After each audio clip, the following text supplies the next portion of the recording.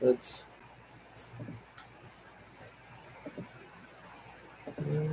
Good? Probably.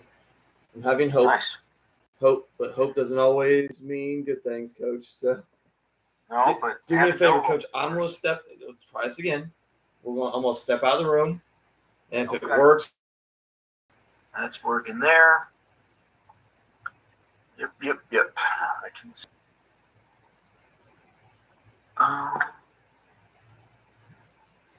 Just working. Really good, Coach. Miracles. We started at work. All right. So and I'll start tweeting and all that jazz. As coaches fall near, coaches are starting to follow in. Sorry for delay. We had some technical issues that I've never seen before, so that makes things interesting. Coach Ron Planz is the head football coach and offense coordinator there at Lake Zurich High School in Illinois. Coach is going to talk zone and his duo run game. You coach, but the floor is yours. So, I don't need to chit chat. Like I said, I'm gonna let you get going, Coach.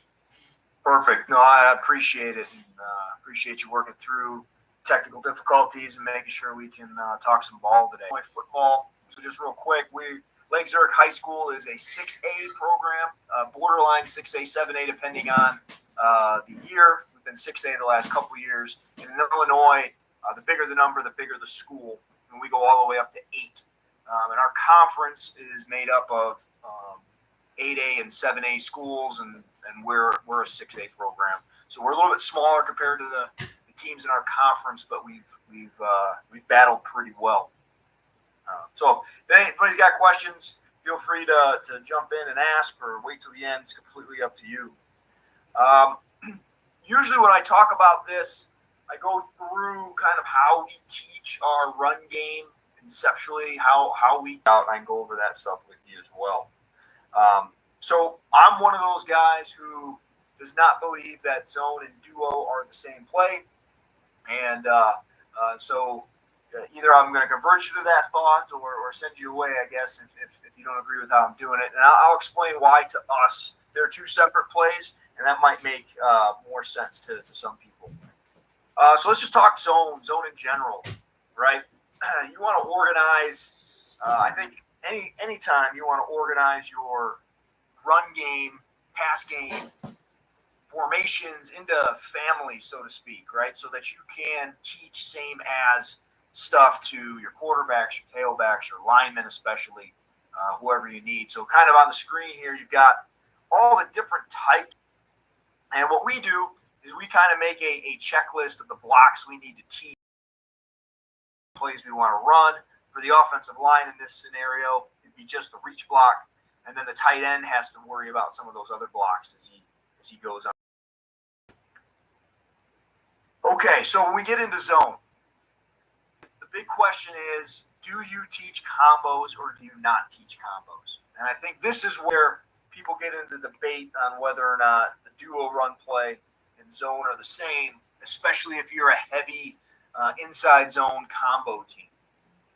And combo has its advantages, right? It takes care of the D-line first and foremost, especially if you're playing a team that likes to get upfield or is penetrating to cutbacks for your running back. It also gives the guy that's on the backside of the zone and he's trying to reach somebody, gives him more time to get there because that front side guy is kind of holding them up as you work that combo. With that being said, there are some disadvantages also to comboing, right? Depending on what front you get, can change who's comboing with who. That takes quite a bit of communication. If a team is a heavy stunt or slanting defense, that can cause problems on your combos. O-linemen sometimes have a combo behind them, right? So they've got to work backwards instead of forwards in the zone scheme. And if you get a team that likes to blitz linebackers or really, really good at reading, you can get some linebacker run-throughs that are really hard to stop. So what we do is we full zone. Backside guy might get a little bit of help, but he's not ever counting on that. And some of the advantages we think of full zoning it is the rules never change, right? They always know where they're going. And they don't have to worry about, are they comboing, are they by themselves, or they just know where they're going. It's much, much easier to pick up stunts and slants. And I would argue at the high school level, you get a lot more blitzing backers, A-gap guys, especially slanting defensive linemen. So this definitely is easier to pick up as a full zone. It keeps all the old linemen going in the right direction. Nobody's going backwards. Nobody's eyes get off their where they're supposed to be working. And it's much, much easier to pick up linebacker run-throughs. Now, there are some disadvantages. Our zone's not going to be a very good play because we're one-on-one blocks. We're not getting any help to that guy. We definitely don't get much of a vertical push. We get more of a horizontal push with this, which means the running back has to be way more patient because if you're not getting any push vertically, right, the running back's going to get to that offensive line quicker because they're all moving horizontally. There's no vertical displacement. So he has to be much slower, much more patient to figure out where his cuts or cutbacks all the way out the back door is going to happen and where it's going to hit. So let me talk about how we teach our reach block. And essentially, it's pretty simple. The job is to push them with their momentum that they're using to fight our reach, is just to turn and push them horizontally and create the cutback that way. Some of you guys that are big into zone probably use covered and uncovered rules that helped, determine your combos and whatnot. We still use those. Now, we don't call them covered or uncovered. We actually use the term open and closed. And we switched to that because covered and uncovered was kind of confusing to our guys. Example being, as a coach, I might say, hey, you got a guy covering you up here. But that doesn't mean that you're covered for the play we're running. Right? It can mean you're uncovered because based on his, but he's on you, but not on you. And it was just really confusing. And I thought I had a picture of that there, but I don't. So essentially, they don't have somebody on their play side shoulder. There isn't somebody on the guy next to them's play side shoulder. So there's nobody immediately in that gap. And there's also nobody head up to their guy next to them in the direction we're going. Those are the three things that would close their gap. If none of those are true, then their gap is open. With an open gap, they're going to step, punch, right? So they're going to step in the direction that we call. So we call it to the right. They're going to step to the right. They're going to punch with their left. If they punch with their left, if there's somebody there to punch, great. If there's not, then there's no punch. Then they're going to clear. And what clear means is they're going to clear any kind of backer, slanting defensive lineman, anybody that might be trying to come into their gap that was open. If nothing shows, then they're going to climb up to the second level and reach block who's ever responsible for that gap that they're working to. If their gap is closed, it's simple. They're just going to work to reach that guy immediately. We're going to go, so be the only one that's different. We are a zone read team, so he doesn't have to hold up or slow down that backside defensive end at all. So he's just going to go clear, climb. He doesn't have to stitch with that because we want to get a good read for the quarterback. Now, if you're not a zone read team, but you still zone, you can step and punch that backside guy to slow him down to give your tailback a little bit more responsibility or a little more time to get to his responsibilities. But if you are a zone read team, there's no reason to step and punch a guy to the backside of that tackle. For our tight ends, right? Our tight ends have to know which zone we're calling, right? And we use different names for all of our zones. So to the offensive line, is zone blocking. And the reason we use different words is so that the tight end knows what he's supposed to do. So lead zone, he's working just like an offensive lineman. He's going through the same thing. He's got a gap open. He's stepping and punching, clearing for anything coming, then climbing to reach block the gap-threatening defender. If his gap is closed, then he's working to reach it immediately. Arc zone, meaning he's going to arc out on the backside. He's just going to arc out, leave that C-gap defender alone, work to a backside D-gap defender. No different than if we were running the zone bypass. He's just coming from the other side, making it look like he's coming swiping to kick out the DN, but really bypassing and going up to that D-gap defender. You've got the swipe zone. and then the zone where he's on the backside of everything, he would be just like a backside tackle. So all those words, what does that mean? Okay, here's the picture. And I think this would make it much easier to put those words into thoughts in your head. So we're going zone to the left, let's say.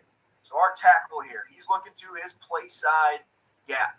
Is it open or closed? It's closed. I have an immediate threat to my gap. So I'm going to open. Is it closed? His gap is open. He doesn't have a guy on his inside shoulder, and he doesn't have a guy head up on his butt.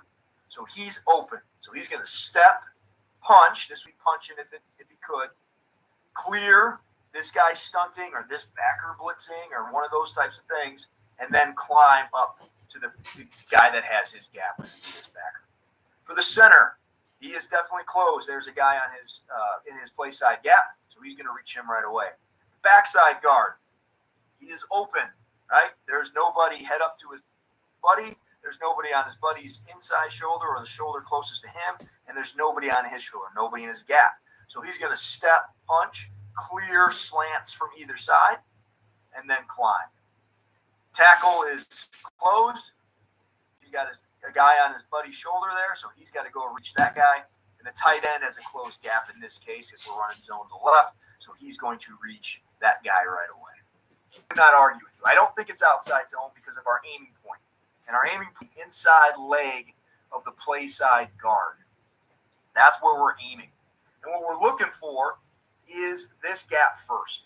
We would love to just take the ball, we get a reach, we get a climb, right? We get a reach and hit that thing right on through the B gap. If that B gap is open for our tailbacks, we call that a take it. If it's open, take it. If it's not, let's say backer fills, this guy stunts over, this guy stunts in, whatever reason, not open.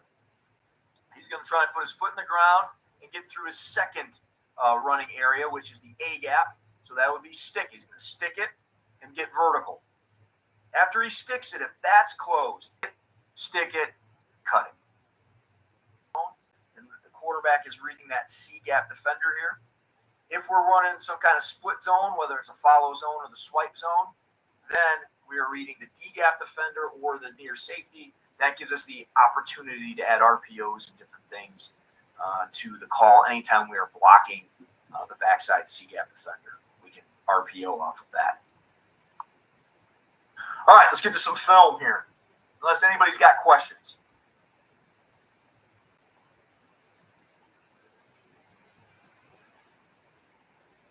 All right. So, right away, jump out the gate. Great example of why I like to full zone it and not combo. Initially, it looks great, right? We can say, all right, hey, we can combo here, right, up to this guy. We can combo here, up to this guy. We're kind of combo here, out to this guy. It looks awesome. Okay? But then, right here, they all of a sudden became covered. So that's going to be an immediate reach. Now, here's the thing. How many reaches do we actually win here? All right, we'll start front side.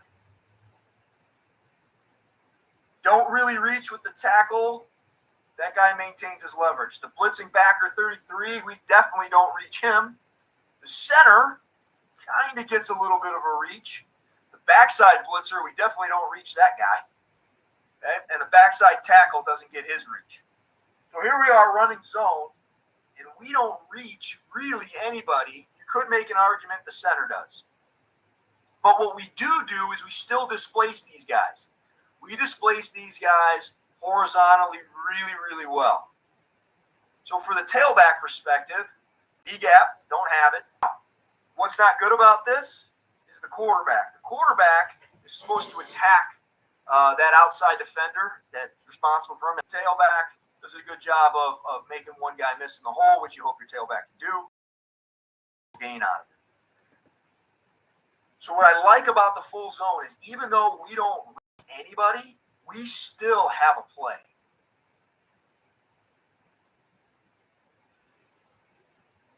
Okay?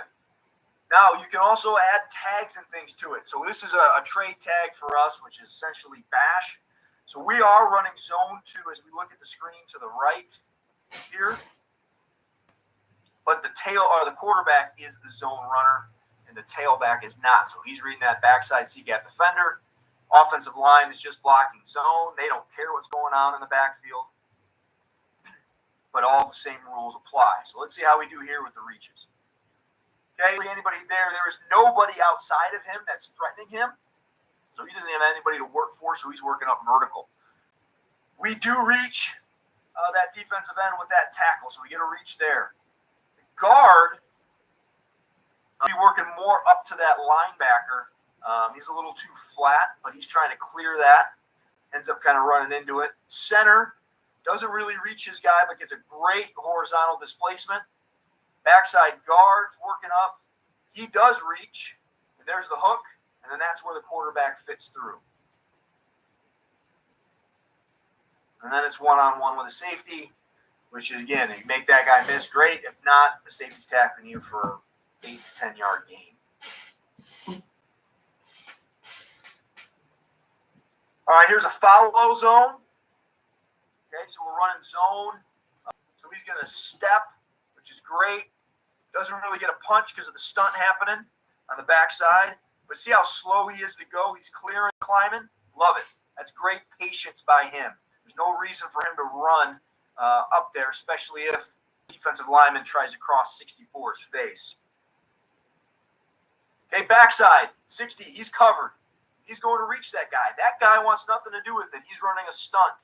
Well, guess what? Now he is no longer covered. His gap is no longer open. Or his gap is no longer closed. It is now open. So he goes to the next level. 75 is working hard to get to that next level, but their defensive end is trying to close his gap. So he does. We got to hook him and reach. And the tailback, just following his rules. Even though we're out of pistol, it's the same thing. There's another follow zone. We're going to run away from the tight end. So let's see how many reach blocks we get here. Okay, don't really get one on the play side tackle, 71 there. Now that guy, he's deemed as a threat. They were blitzing him quite a bit during the game, so he's going out to try and reach him now. The guard doesn't really get reach. Center, he doesn't really get a reach. Backside guard gets a nice little punch as he's working to clear, and he's up to the backer. He doesn't really get a reach. The backside tackle doesn't get a reach. The only guy who gets a reach is the tight end, and that's all we need. One guy, there's the cut.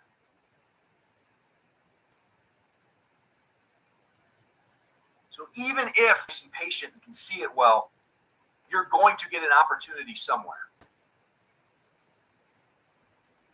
Unless the ref stops you like on this one. Okay, here's follow zone again. This time we're just going to motion. Everybody's reaching. All right. Play side tackle doesn't get a reach, but he gets good horizontal displacement. Open gap for the right guard there. Step clear. Look how it's flat. Clearing that stunt. No stunt. Work up to your backer. Boom. 23. Got him. Center. Got a guy head up. I don't know if he's going to cross my face to the play side or go backside. If he goes backside, I'll try and get a punch on him if I can because my gap is now open. He's really stunting, so I got nothing to do. Clear, climb, up to the backer. Good. It's close. There's a guy head up to my partner play side. I'm going to go reach that guy. Now that guy makes it easier to me. Great. Hook him. Backside tackles trying to work through the trash up to the backside backer. Tight end does a nice job of reaching and hooking his guy. For the tailback perspective, the take it is there. The B gap is wide open, so he should just run right through it. Split zone, right? So now we're going to swipe and block that backside C-gap defender with the tight end. Everything from an offensive line perspective is the same. Trying to reach with 69. Nope, that guy's fighting hard. He doesn't want to be reached. Fine, push him out. Same thing kind of like the last play for the guard. Center. Got a guy in the one, got a shade in a one tech. Perfect. Here we go.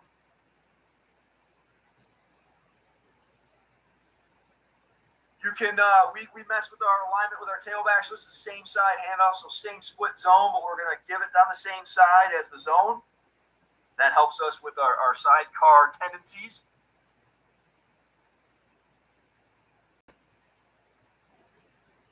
Don't really reach at tackle. That guy tries to run around us. It's fine. Push him upfield. Guard 65's got nobody there. Nobody crosses. Climb up to your backer. Center would have loved him to work off that a little bit. Kind of the zero here, kind of grabs a hold of the center, doesn't let him go, but the guard's trying to work his reach. This is a good example. Give yourself a nice little hole down the middle there. Bypass zone.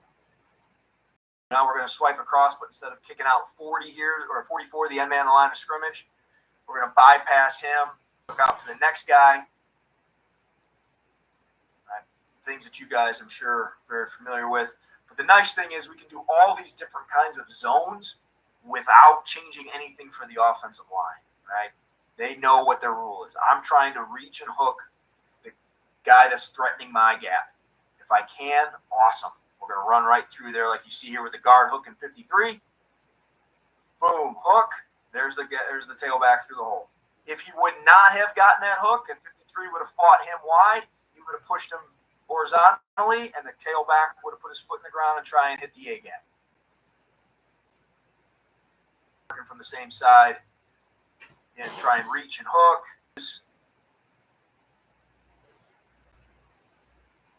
You got your zones. No, Coach, I think we're about on pace. I mean, I have a couple we're done, but you got about 5 more minutes, Coach. Perfect. Let's jump into duo then. Okay. So duo for us is when we force our guys to combo, right? So this is why it's 2 different plays for me.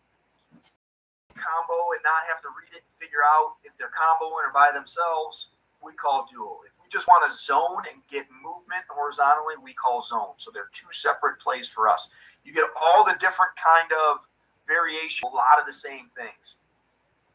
For right now, They use their same rules. When they get up to the line, they're going to check their side gap. If it's open, okay, we're starting with play side tackle. If it's open, then he knows he can combo back with a play side guard.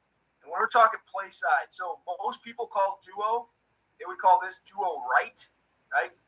We would call this duo left, okay? So play side, when I say play side tackle, I'm talking about this guy. When I say backside tackle, I'm talking about this guy. We call it opposite of how most people call it. So you guys don't get confused on that. Okay, so play side open, make a here call, combo back with a guard. If it's closed, you're going to base block that guy. Play side guard. If he's got his gap open, then he's going to make a here. I don't need your help. I'm comboing with the other guard. Then he's just going to climb immediately to the first backer in the box. Play side gap, and he's trying to find the A-gap defender. Wherever he is, he's going to either be to his left, his right, or head up with him. He's comboing that guy no matter what. Backside guard, if his gap is open, he's going to combo back with the tackle. If his gap is closed, he's going to combo forward with the center. If he gets a fan call from the tackle, then it overrides him comboing forward with the center. I'll show you that on a picture here. And then the backside tackle, same thing. If he's open, he's comboing back with the tight end. If it's closed, then he is comboing forward with the guard. Okay, tight end has all the same responsibilities he did as a zone player, except his base rule would be to reach, and he never expects help. If he gets a here call from the tackle, it's a bonus, but he's expecting to do it all by himself, and then his other stuff. Get that same alignment that we had last time, but now we're going to give a here call and combo back with the center. Center's A-gap guy is there. There's my combo, backer number 1. Play side guard or backside guard. Gap is open. So I know I'm going to combo back with my tackle. Gap is closed up to backer number 2. Tight end by himself. Combo block for us, we try and get shoulder to shoulder, work that thing vertical, and get to that second level defender. Okay? If we're coming from the outside in, going to the right here like on top, we're expecting and hoping that inside guy is going to be the one that climbs off, as you can see here. If that backer does some kind of gap exchange, he's going to bump off his buddy. For our tailbacks, we have take it, which would be a gap for them, or cut it. We don't have a stick it in this because we're already eliminated that factor. The actual play from the drawing that we looked at, so we know where our combos are supposed to be. Sorry, I threw my button. Know where our combos are supposed to be. 75 is going to be solo. We got a combo with the guard and center up to backer number 1. Backside guard, backside tackle, combo up to backer number 2. Tight end trying to cut off and reach. Okay. So assignment-wise, great. Now, execution-wise and ability-wise, not awesome.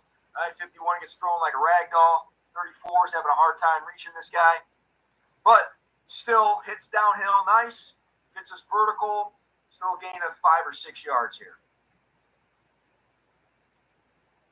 We didn't have any tight ends healthy in this game.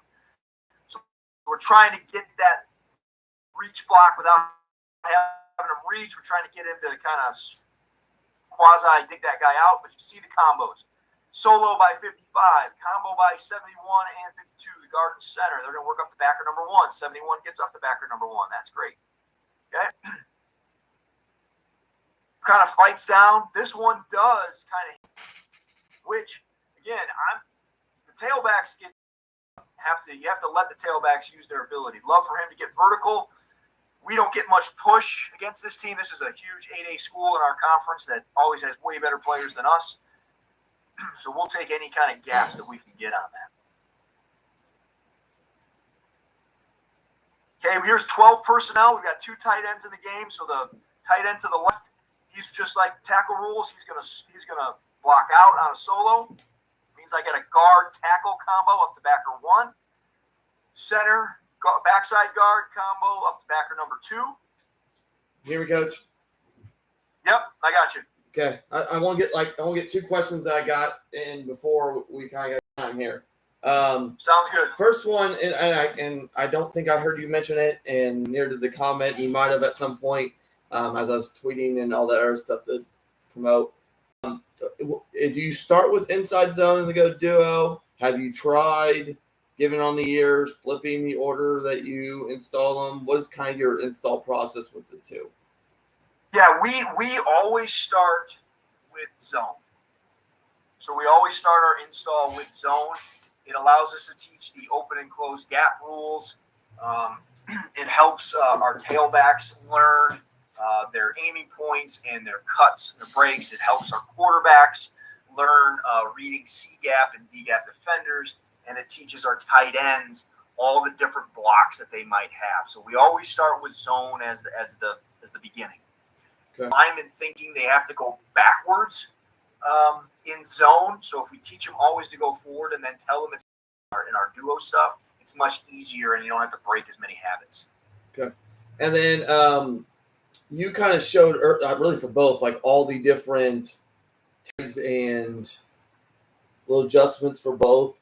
How much, and you don't need to give me the exact verbiage, but how much of that verbiage you try to make sure carries over between the zone? Like, obviously there's some similarities in some of the lead and some of the split stuff as you kind of show. Right. How much is the verbiage for those like tags the same, or are those different as well? Yeah, so my normal, when I've done this talk in the past, I have a little bit more of an intro before we get into the film, but I know we're a little bit limited with time here in this format. One of the biggest things with our tags is our tags never talk to the offensive line, right? So the offensive line is going to get the play call, right? They're going to get duo. And they're like, so they're the ones that adjust off of it. Now, we don't tag the swipe and the lead and that kind of stuff. That's built into the play call for them. So the way we have our play calls organized, our offensive line knows, hey, if I get a call that's in this family, I'm just running zone. And all the different calls in that family, without giving away what the calls are, the tight end knows, okay, well, let's say we're using pasta. Tight end knows spaghetti, I'm going back and I'm swiping. If it's lasagna, I know I'm leading, right? And to the offensive line, they know if it's pasta, it's all zone, right? They just know that's how we install that. Perfect, Coach. Coach, you can go ahead and unshare your screen. Coach, if you got questions for Coach, I'm going to unshare mine temporarily for a second. If you have any questions for Coach, as I double check something to make sure I'm still technically the owner because I had to jump off here earlier. And so forth. His stuff was at the beginning. It'll be in the bio of this video once we're done fully streaming. And then when I do the cut up, all of his major contact information will be there as well. I think. Oh, there we go. There we go. And now I fixed what I needed to fix, Coach. All right. And that way, boom. So that way, there we go. So I appreciate you, Coach. Again, coaches, make sure. No, I thank you so much. Thank you so much for the opportunity. It was awesome. No problem, Coach. Well, I thank you. And Jeff, you can go ahead and unmute yourself and share your screen. Like I said, coaches, I know we're running a little behind, but that was mostly due to technical issues. I want to make sure we don't cheat any of our speakers out of time. So if we got to push back everybody about 5 to 10 minutes, give or take, we will. Like I said, that's not a big deal. I'm not going to do as much chit-chat as I normally would, Coach. Coach, can you hear me, by the way? We good? I have to do a little more chit-chat, but because we're behind, I don't want to get too far behind because we've had a good turnout so far. People coming in and out, liking, like I said. And then once you get started, I'll promote yours all over the place. And like I said, technical issues are technical issues, unfortunately. Coach Comfort is the DC at Lincoln Christian. He's going to talk about adding a fourth rusher in his 3-3-5. Again, Coach will go about 35, 40 minutes, just like Coach Planz did. Coach, the floor is yours. Thank you. All right, just real quick, like Coach said, we run a 3-3-5 defense, and I'm not going to spend a bunch of time talking about why or that, but just so structurally, everybody can understand kind of where you're starting, whether it's 4, 5, 6. Man, we were looking for our best guys, our best pass, and then we're game plan specific. So a lot of these are pressures or 4-man stunts or pressures we've used over the last several years. You'll see a lot of the same guys because we like to use our best guys depending on the year. But these are our most used over the past 3 years, and they just tend to carry over that way. Okay, so our first one, our pressures are superheroes and villains. It's easy for the kids to remember. So strong side pressure is a superhero, weak side pressure is a villain. So we started with this one right here, where we're bringing our weak side safety or linebacker, depending on the year, across the. I don't like to use the word safe when we talk about defense because I don't think anyone really coaches safe for the most part, but it is something that you can keep everything structurally behind you similar to wherever your base is, and that's the same thing we do. So we can play really any coverage behind it without changing a whole bunch of stuff. We can fit the run really similar no matter what we're doing. So that's why we like this one. This one's really hard to see the offensive line. The offensive line, it's really hard for them to see someone crossing the ball no matter how they point out their combos and run their tracks. It's just really difficult, we found, to see that guy coming. And like I said already, we can play zone behind it, and we can make additions to this one, and really all of them without it being really, really expensive. We can make this a 5 or 6 man pressure really with just one word. So on some of these, I have the end zone copy. Some of them I don't because our tower broke, so I apologize for that ahead of time. But you can see right here, I do have the end zone on this one. In here or a line out here, however he wants to do it. So we're in a strong side. It's really good against zone. It's what you get right here, inside zone to him. And you can see when they set it up right here, it's some version of this combo. It's really the only thing they can do. And this guy's either going to lock on or he's probably going to step and climb. If they're going to read this guy, the back away from him, they may not do that. It'd be a lock-on call. So pre-snap, I mean, this guy's combo is really working right here. But it's just tough for that guy to see and coming all the way across the ball. I mean, even if they don't, we have numbers here. I mean, that's part of it too. But you can see the look at what 55 seeing his picture of that guy coming all the way across the ball. This one I don't have an end zone clip of, but you're going to see This guy's going to work all the way into opposite A. The nose, I'm not exactly, he's in the zero. Top of the screen. And all the combos are going to work out. They're going to leave this guy unblocked, and he's going to be in on the play. But try not to look at this guy making this combo. This guard should be working up to this guy, and you can see it really hurts their combos when he crosses basically two of them. So at this point right here, you have this guy working here. This guy is confused. He doesn't know which guy to block, and this guy ends up going right past his face. And ends up making a good play. I mean, even if we don't get the defensive end, we're going to get the stunt working and making the play. And just one of the biggest reasons I like this is down here, we're playing zone coverage. We're playing 4 over 3. We're playing we've got a deep third over here, or if it's a pass, we've got to have a guy working into the flats. I mean, we're playing a cover 3 concept while getting a 4-man rush if it's pass. We also really like this against run at him, or run away from him. So it's really good in all situations. Here's this bear front, however you want to call it. We call it 5 across. We've got like a 5 across front right here. And we've got this guy.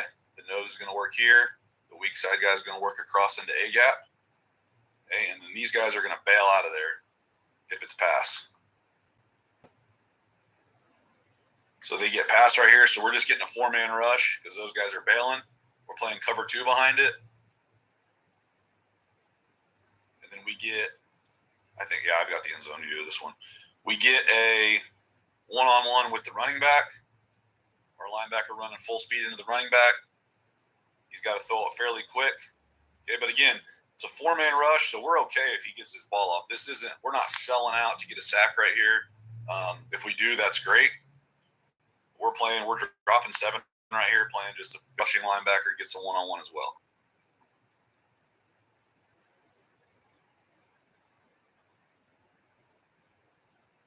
Here's another look at it right here where we're just getting a 4-man rush. So this is more of a traditional look. We're in a normal front. We're playing a cover 3 concept behind it. We bring that guy just into opposite A. So they slide everything this way. Here, this guy's coming into opposite A right here. The back steps up and does block him, but we get a pretty good push. And we're getting a full speed run at the running back from 5 yards. He's going to have to step up. The guard steps up right here. Okay, but a lot of times it's the running back. But even then, with his pass set, we're getting a full speed run. He blocks him. He blocks him right here. But the pressure and the interior pressure collapses it down. The outside rushers get there. But even if they don't, again, we got a 4-man rush. I feel really good about what we're doing in the back end. We're getting 7 in coverage, playing one of our base coverages. So this is a really inexpensive way for us to manufacture pressure if it's pass. Okay, or timing, or disrupt the combos of the offensive line if it's run. Here it is out of a man look. Okay, so you've seen cover 3, you've seen cover 2. Now you've seen it with man behind it. Okay, so the nose works away, and he's making the running back block. He's got to step up and block him. He's a yard away from the quarterback. He doesn't get much. We get a push back into him. Quarterback's got to throw off his back foot. Makes it enough of a tough throw where it's behind him and it's incomplete. If we don't get an interior push right here, it's probably a completion and maybe even a touchdown. But because he doesn't get as much on the throw, a bunch of different things behind it. Here it is against the inside zone out of the play side A. Got that one a little bit early. But again, you see the combo down here to the bottom of the screen. We're trying to combo the nose, and they let the guy run A gap run right by him.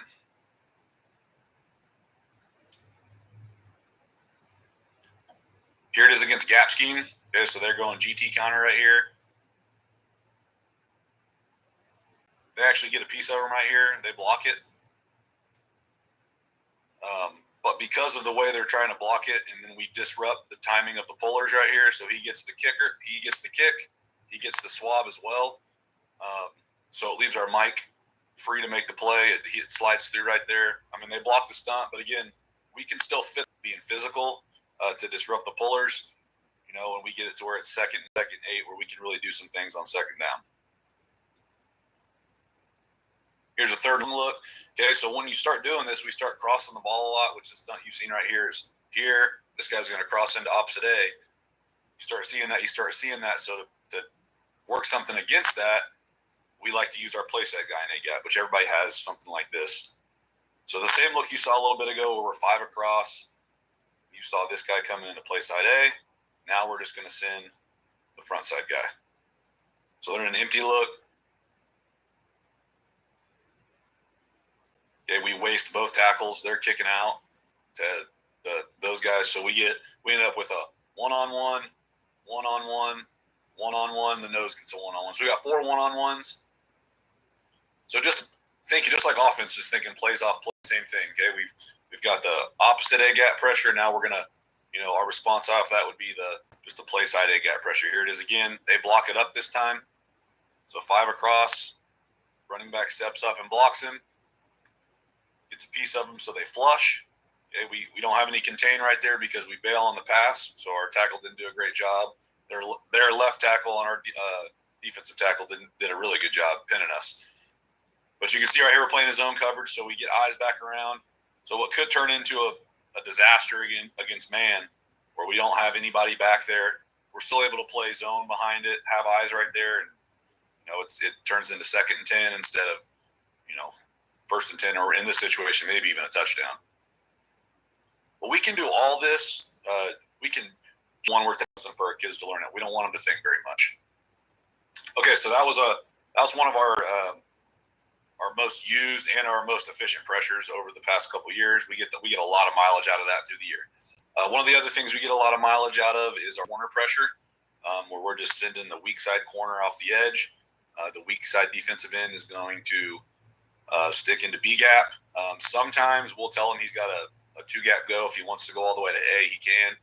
We'll game plan it that way, but our base camp rule day one is he's going to go 1 gap into B gap. And our corner is going off the edge on the weak side. Again, what's the reason we like this? We like it against everything. It's tough for the offensive line to see a defensive back. Usually, when you see presentations, they're not counting for corners out there. Most people say we don't block corners, which we don't. Our offense doesn't either. So when you start adding that guy in, it can cost them a fun little carrot you can dangle to get that guy to, have something fun to do. Okay, so we're going corner pressure up to the top. This guy's going to go into B gap. We're sending him off the edge. This guy's going to roll over here and play deep third. This guy's going to go play underneath. Everybody else is playing a base coverage down here. No one else changes right here.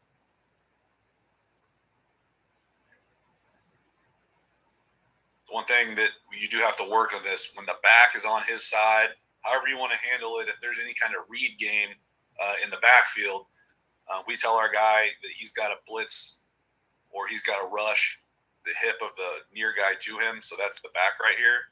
So you can see him kind of slow down and make sure he doesn't get any quarterback read pulling it at him. Counter G. They see a pull. Let's go. Good job by the defensive end. Okay, here's got a corner. The corner to the bottom is going. Number 2 right here. Number 6 is going to take this guy. We tagged a man look right here to the bottom. So to the top, we're playing a zone. Okay, then we're going to play man on this guy with the weak safety. He rolls over here. We're going into B gap. He's off the edge. He can go fast right here because there's no back on his side. So you can see he's flying. You see the back at him. Once he clears, he doesn't have it. He just keeps going. He's going to end up making a sack right here. So that's fun. I mean, when a corner gets a sack, our D linemen go crazy. You can see they're all excited for him. Like, that never happens, which it really doesn't. I think this might have been the only one this year, but it's fun for those guys. Okay, so here it is to the top right here. Going off the edge, we get a 4x1 look. So down here, these guys all right here, they're playing the 4x1 look. Okay, they're playing the rules. We back this guy up. We're going a deep third, and then he's going to play in the weak flats if it's pass. Okay, so you see the tackle. He tries to kick out there to him. It's just tough. And this corner is not very big. This kid is like 5'5", 150. Now he's really tough. He's a state placer wrestler, but I mean he's not very big. But you can really use a fast guy. He almost chases us down, and they end up getting a completion right here for a couple yards. But again, I don't want to use the word safe, but there's not a whole lot of risk right here. And we're playing zone behind it. They get a completion. It ends up being 3rd and 4. I mean, we'll take that.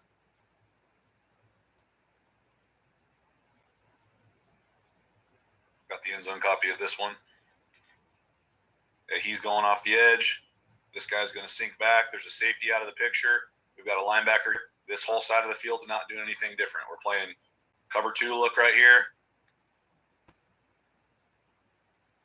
So this guy's in B.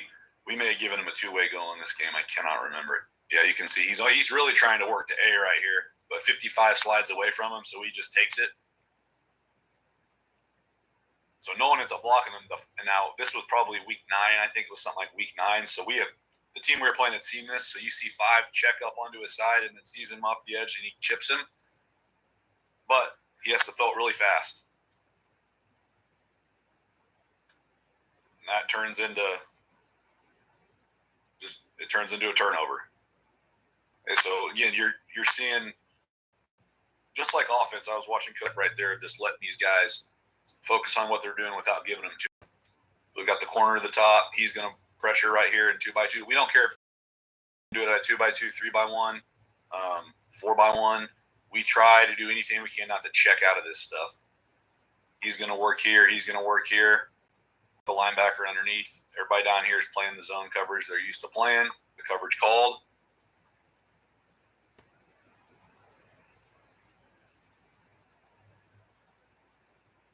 End up flipping it to the flats. Our linebackers dropped right there into the flats. He rallies up and tackles them. Okay, but this is all because of the pressure. Gets to the quarterback, makes him throw it fast. Bad snap doesn't. Got to throw it fast, rally up, and make the play. So here it is against run.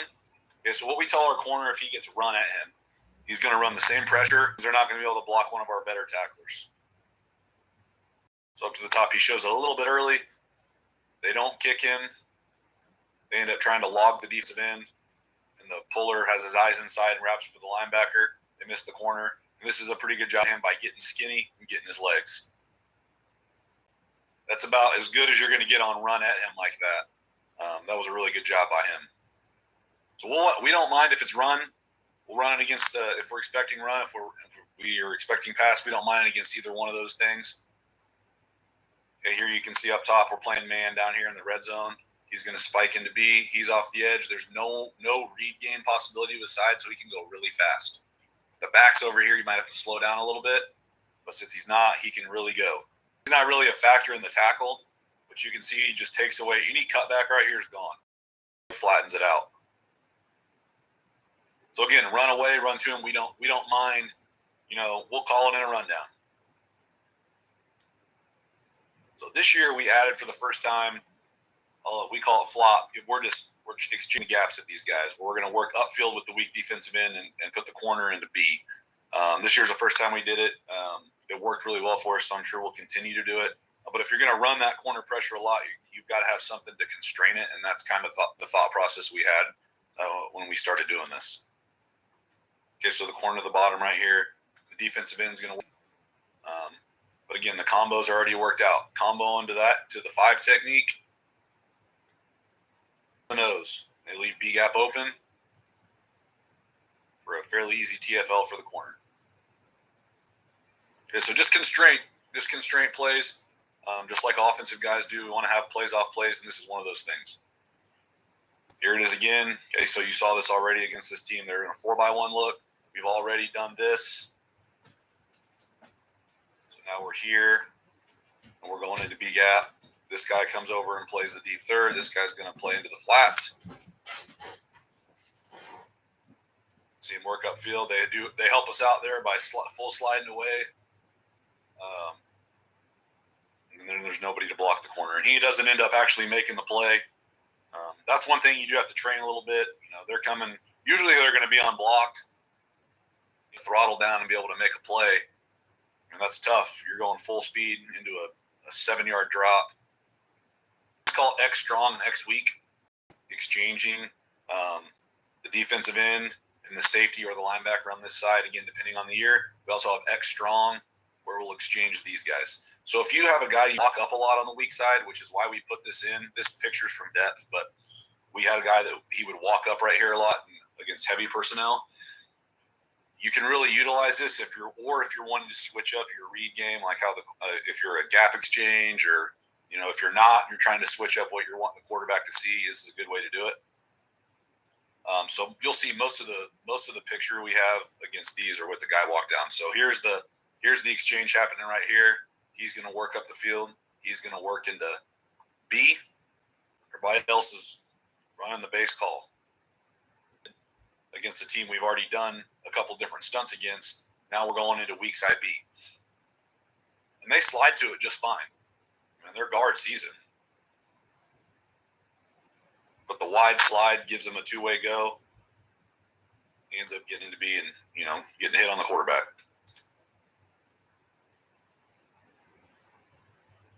So again, this is simple exchange. They pick it up. He gets a little bit of pressure, a little bit of push. He ends up getting his hand on this ball, so it's tipped in a bad throw.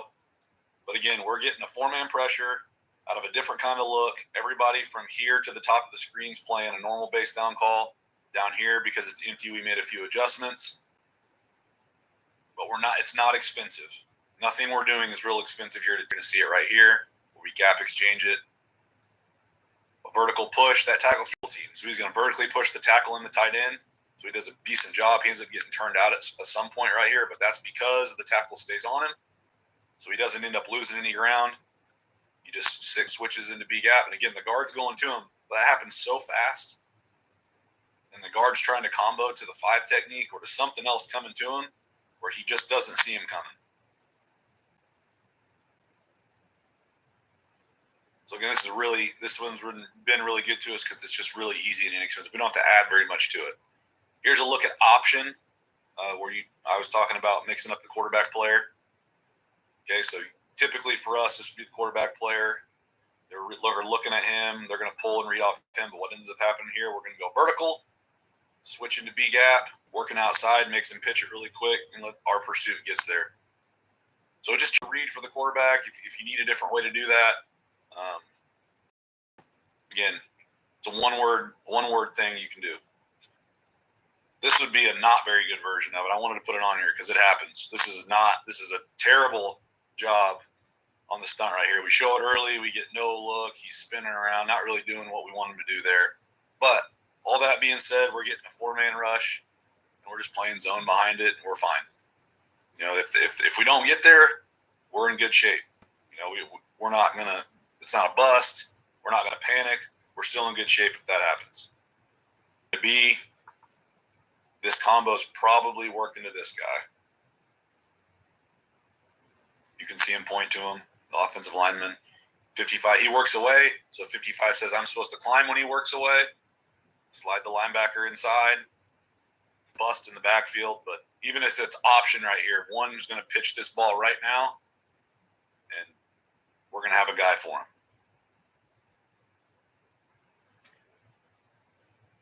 So here it is again. If you're going to walk guys down, you're going to get this push into B. This is ISO actually to the left side of the screen. But one thing you got to coach, I think that you got to flat down the line for the pursuit angle, or if this ball bends back, I've got to be there. Instead of if I just give, that's something that he's not. You're going to leave gaps, so you've got to coach to pursue, keep working down the line of scrimmage. And he may get one of those the whole year, but the one time you need it, at least he's been coached to do it. Okay, so then what you can do is you can take them both at the same time. We call that games. Okay, so right here, you're going to get 2 exchanges. So you're going to get a twist there and a twist there from those guys. They worked in pods.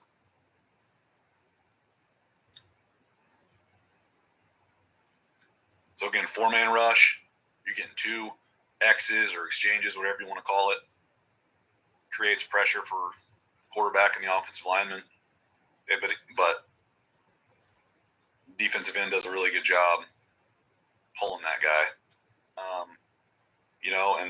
once we decide who that's going to be, we're going to roll with it. Like when I was talking about on that first slide, like we're going players first, just like offense. The offense is players, formation, plays. Defense, we're coaching it the same way. We're going players first, how to get our best guys to the ball as many times as we can in a game. So this is a look where they actually pick it up. Okay, so 4-man twist look right here. They pick it up. Quarterback, he's got a lot of time right here, but we're playing zone behind it, so we're okay with that. We're not panicked. We're not running, chasing guys in the back end in man coverage. We're playing on normal. Okay. Like I said, I would budget about 2 for whatever you want to talk about. Then I got like 2 quick questions for you, and then we'll move on to Coach John. Okay, I won't go over this very much. I'll just show the structure of it. Okay. One thing we want to do, we like to do a little bit of too, is we call it overload. I mean, this is an NFL. You see it all over the NFL. We just kind of stole it from those guys, where we're getting 3 big guys to a side, 1, 2, 3, like a 5, a 1, 3, and a 5, and then a 5 to the strong side to dictate a slide or to get a one-on-one up to the top. That's been really good to us too. There's some things you can do out of it. I'm happy to send that out too if anybody's interested in that. Obviously, we don't have NFL players, so what we do is limited compared to what they do. But it's something that that we've used a little bit throughout the years. It's been good to choose to start adding blitzes. So I think the interesting little piece of that is like I think the base structure for most of us with the stack is the same for the most part. I mean, we all have our little, whether we're 5-0, 5-4, whatever. But like in terms of the initial install, at what point do you start adding your blitzes and your stuff behind it? So we will start, and we have spring ball here, so we'll start in the spring. And I didn't get to it. I know I wouldn't. I had some clips on there about how we do that. But we'll start in the spring, and we'll start with cans. And then we'll go with like our 1s, 2s, and 3s. Our 1s will go first. Our 2s and 3s will watch, and we'll run the same thing, so they literally can't screw it up. And then we'll go from there. We'll add, and we get some padded days too. But we won't put the whole blitz package in. But like coverage options do you have behind your blitzes? Like, because again, I've gotten initially got simpler and simpler. Now I'm getting a little bit more advanced. And where are you kind of at with back-end structures with your blitzes? So we're a 1-high team. So every version of cover 3 you can think of, and I mean all that it's saying is like where you put the guys in cover 3. Those are different words for us, but at the end of the day, it's some version of cover 3. We can get in cover 2, which you saw some clips on there. We can get in man. We have some like cover 1 stuff. We're not a real big cover 4 team. So I guess to answer your question, 3 or 4 if you're talking structure, and then you can put those pieces wherever you want. But again, we're not carrying all those every week, if that answers your question. It does. I was just curious because like I've done whole seasons where I pretty much think of what kind of your kids could do.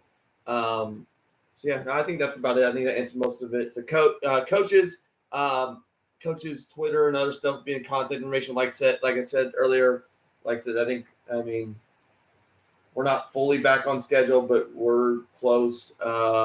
But again, Coach did a good job. If you got any questions for Coach, don't hesitate to DM him, reach out to him. I'm going to cut these up. The cut-ups will start popping up on Tuesday because tomorrow podcast drops, so I try not to put those on the same day. But Tuesday, Wednesday, Thursday, Friday, I'll make sure I'll have each of these 4 clinics cut up and out separately. So other than that, Coach, thank you. Appreciate you. Coach Johnson, if you're paying attention and not away from your computer, you can unmute and go when you're ready. I said Coach Johnson was great to fill in because I had another guy I had scheduled to cancel. So I'll just reach out to Coach Johnson first. It's simplest. Coach, how you doing?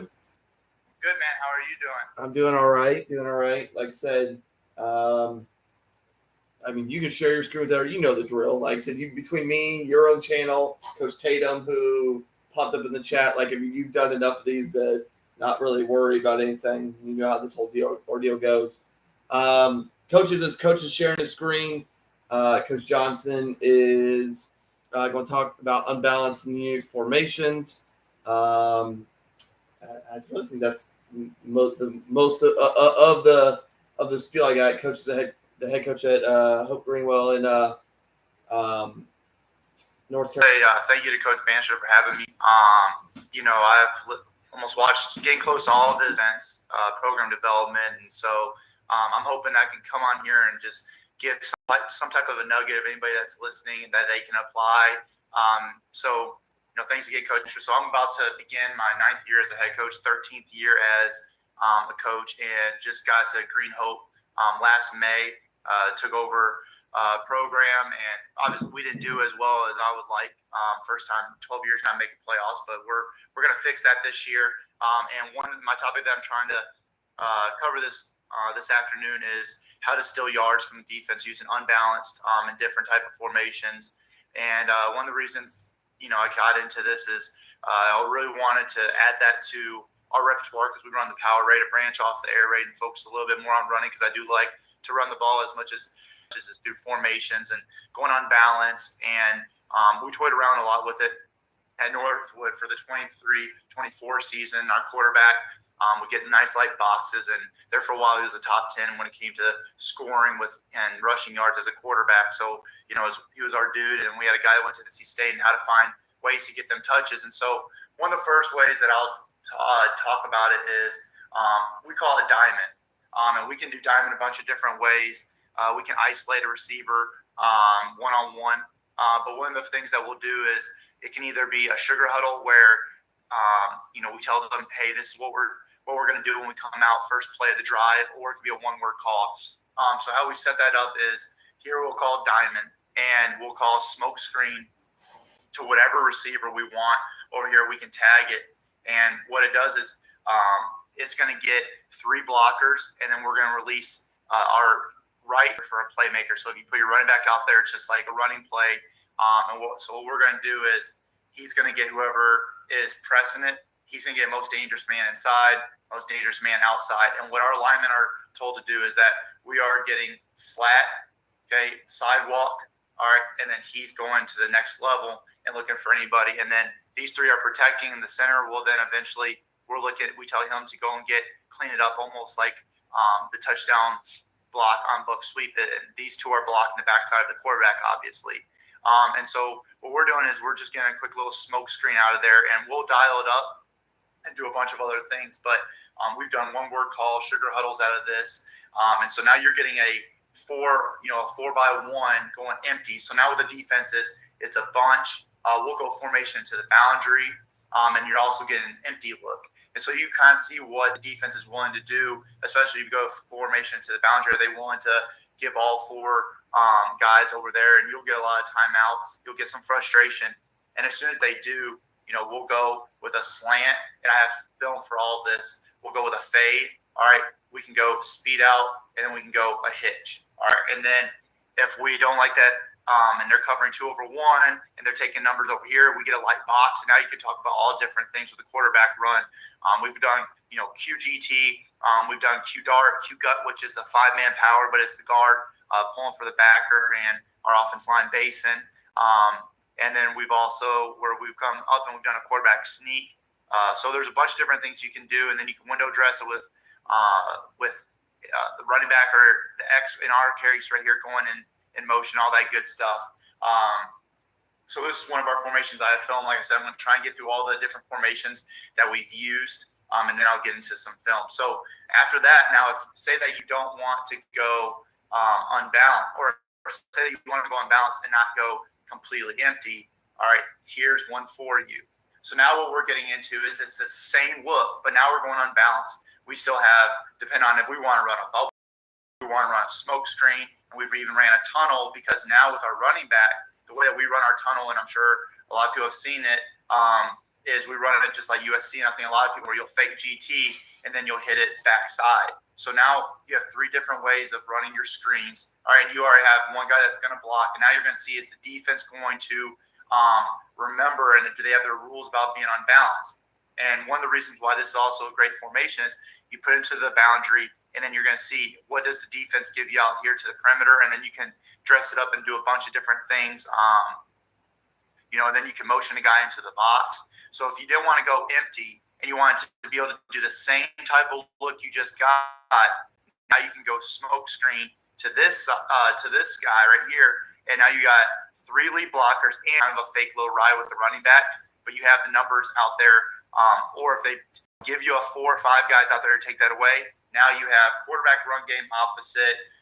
You have the run. You can do any type of run that you want, depending on what you have in your schematically. So this is one that is now out of going from a diamond, going out of an empty, and now a quads look with a bunch tag.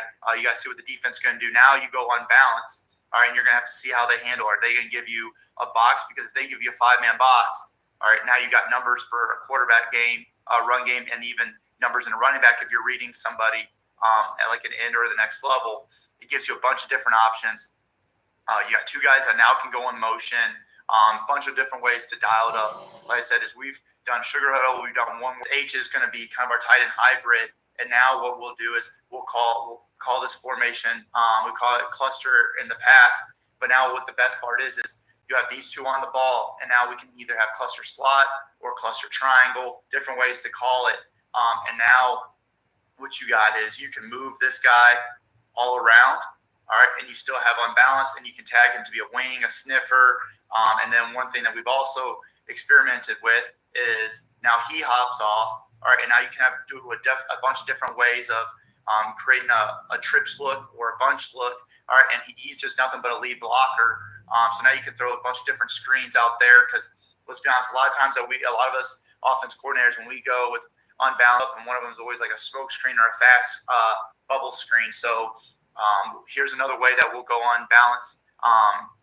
And now we're just putting him on the ball, sets up your RPO game. You get numbers in the box. So we're pretty excited about, working with a lot of unbalanced formations out of that.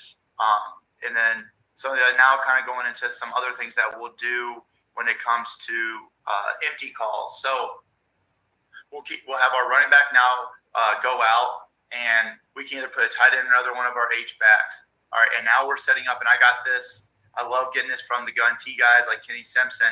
And now what you're doing is now you're running back, all right, and they call it blue and red, and now you're just putting your running back out there and empty, and you can motion him in, all right, to see how the defense handles it. But now what you have is you're now creating a 4-man blocking surface to one side, but then you have trips on another. So now you're going to see how the defenses handle, that tight end wing. How are they going to handle, a trips over here? And now it's also an empty. All right, so now you have all these different checks, and it's one of the things that for what we try formation every week, try to add a new one in.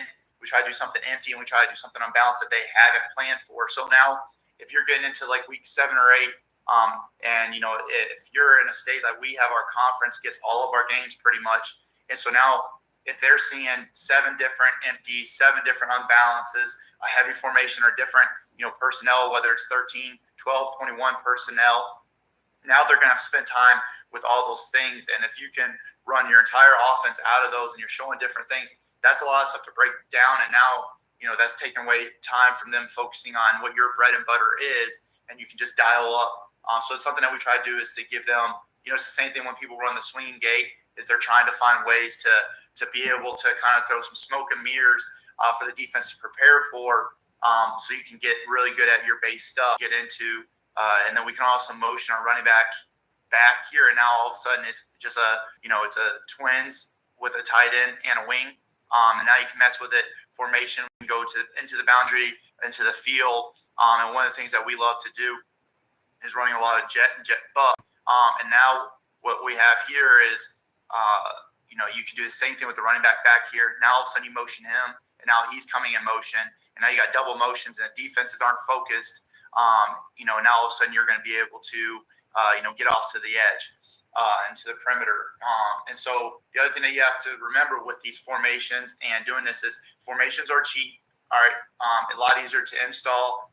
So do whatever you are really good at. I like to pair with our RPOs, whatever our 1 or 2 best run plays are, and they get paid just like you do. They watch the same amount of film, all that good stuff. But remember that you're going up against 15, 18-year-olds that maybe they had a test earlier that day or their girlfriend broke up with them, whatever is going on. They're going to have to see all this formation, and they're going to have to remember all the things that their coach has taught to them. But we're also going to get on the ball and go fast. And like I said, have formations or have film for all of this. So those are a couple of things that we do. And then anybody that knows me knows that I love to do bunches and stacks. And so one of the things is, going some tight bunches. All right. And then we'll have either a nasty split, and that'll be just a normal receiver. And we'll do a couple of things with him where we can go with a tight end right here. And then, we'll widen it all the way out, see if they're willing to give us the box, all right, or they're going to worry about the bunch into the boundary or to the field. So I like to mess with that. And so now here into the bunch. And then another thing that we'll do is we'll mess with people and we'll go stacks. We'll go trip stacks. So I like to do a lot of different things to present different ways. When we're at Northwind, and even this past year, we were getting into, almost 120, 130 different formations when it comes to a defensive coordinator, because he's lined up here or lined up there. That's two different ways. And now you mess with the splits of our X receiver, or if we bring in a tight end, there's a different formation because, you have a different personnel, different splits, and then you go bunch here, you can go stack here, a lot of different things, ways that you can dress it up. And like I said, we keep it simple, and we have one or two runs out of that. Let's talk formations. I went down a rabbit hole for 2 years of trying to figure out ways to get that edge on a defense. And so I've watched some things on your YouTube channel, listened to a lot of Kenny Simpson, and obviously listen a lot. And when Mike Leach was doing the ninja pirate formation, and just finding different ways to get an advantage and to make the defense have to play slower because they're thinking so much and paralysis by analysis. So those are a couple of things that we've done. And so now I'm going to just show you a little bit of film. Actually, I do have one more. Sorry. Whether you have a tight end, H-back, or if you want to use your running back, this is a empty formation and things that we like to do, which is super easy for us to line up because out in the slot, and then we'll move our H around. We'll move our H around either as a wing, all right, or as a sniffer type position. So now you got your empty, all right, but now you're also, if that's a tight end, now all of a sudden if the defense doesn't register that the running back's out there, to them, they might take this as there's no tight ends, there's no running backs, or they're just going with a tight end. And so now they're thinking,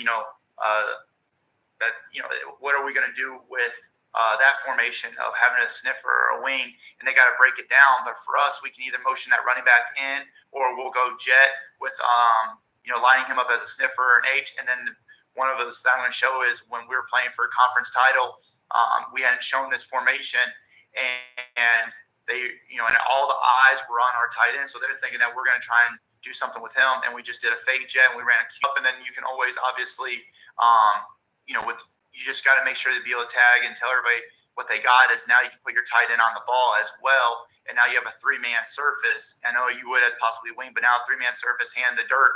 And your running back can either be a decoy or you can run stuff with that slot. And that's a bunch of different things come out of it. And now all of a sudden you move him off the ball to the wing spot, or you put him at the sniffer spot where now he's on the hand in the dirt. Those are 3 different tags and different looks that really can mess with the defense. And then if you have a big running back, now all of a sudden you're, putting him as a quick Coach Bandstra about any of the formation diagrams or anything before we get into the film. From a couple of years ago, actually, let me get my entire screen.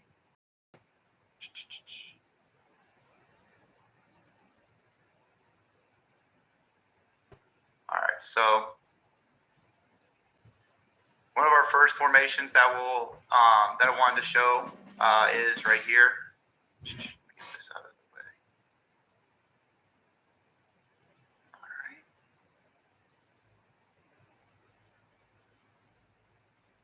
So here we are. This is in we'll motion him out. He's supposed to start out there. And so this is we'll bring in our outside receiver, our tight end, and our receiver. All right, but we end up coming back to this formation. Our guard's kicking out, and now look at what our guard has. Our guard is going to be kicking out on either a corner or a safety rolled down. And what we had him do was that he was coming to this outside backer, and we're going to have our tackle going down nose to the backer. But take a look, if you were to run to the side, look at how we had it set up. And it messes with them because they hadn't seen this formation on film yet.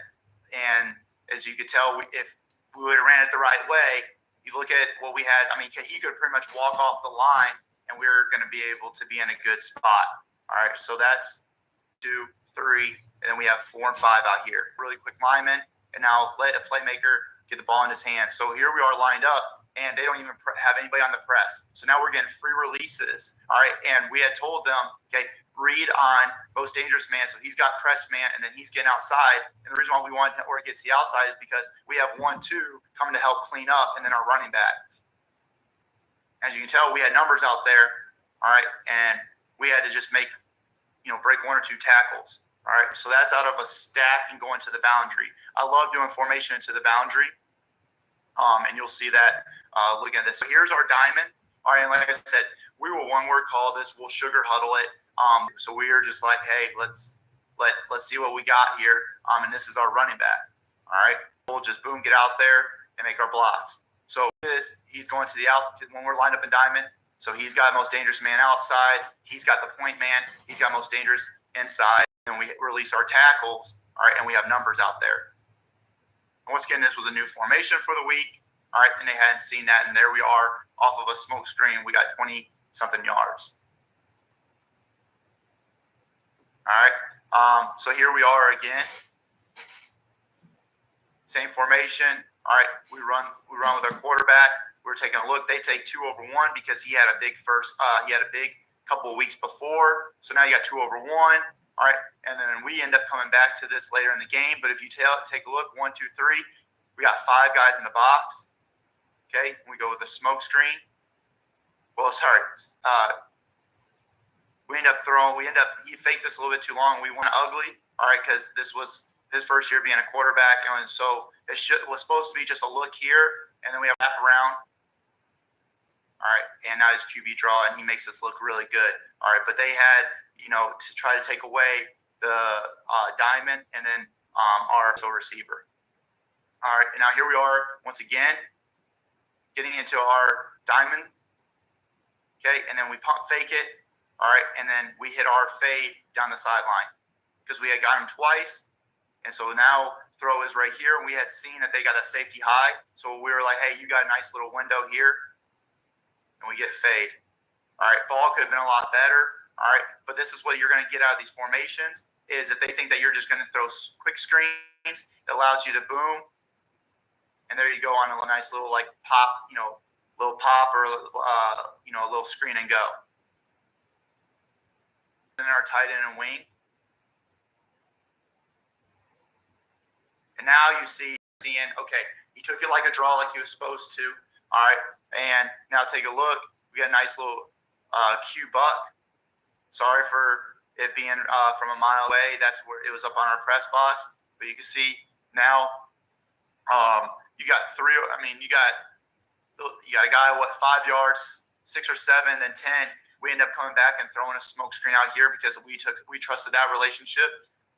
And we also ran stick here, but it's one of those things of once you get that formation, we like to try and put in our first 10 or 15 or our P and 10, and we get to really study that formation and how they're going to line up to it. Now, what are plays that you? Okay, so here we go, coming back to it. And, and I know people might, how is the defense, how they're aligned? Look, sorry, I'm not going against Nick Saban at times, and I'm going against teenagers, and I'm just going against what coverages, what defensive fronts, what they're giving us, and trying to find a way for our team to win. So, yeah, there might be some misalignments, but you're going to get that a lot out of these funky, unique formations, going on balance and going empty. All right, so here we are again. We come back to this formation. Oh, sorry. That was one that took a little bit of time to get going. All right, so here we are now. Okay, we had thrown stick. We had run the quarterback towards the tight end and wing. And one thing that we saw was, all right, that we had numbers on this side. All right, as you tell, 1, 2, and 3. So 4, 5. So now on this side, we only have 2 guys we got to worry about, and we got 2 blockers plus we're running buck. So now we got 2 pullers scoring a touchdown. All right, so it's just with these formations, finding ways to outflank the defense. All right. And then also trying to get your playmaker involved. So now off of this, now we're running a fake jet, all right, out of that same formation, and now we're running quarterback run game. And we're running QGT.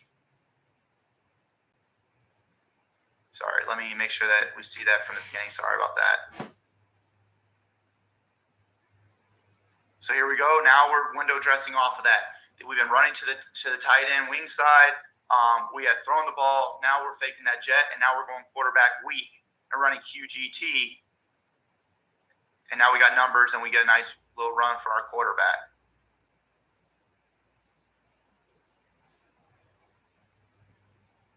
All right. And now here's the formation I was talking about out of empty. Out of empty, and now with our tight end, we have some really good matchups. They're playing us in a cover 4. Respecting the fact that we have some really good lengthy receivers. All right. And so now we come back to this, and we actually run some arrow stuff, run some smoke screens. If anybody's watched my YouTube channel, we love throwing screens as part of the air raid, just find ways to get touches. And with this amount of yards separation, we like that. Okay, so here we are, fake with the jet and running Q buck. Okay, and so then, but I'll tell you, the problem with this is right there. You just saw, it, and I'll tell you, it was just like in Forrest Gump when he got shot in the butt, man. Our quarterback just went down. He was having like one of the top seasons who had been running in the Olympic State. So we faked that because they had seen us do a lot of fake or a lot of jets. All right. And so we set up with a little fake jet. They go with it. Okay. And now we're off to the races running buck.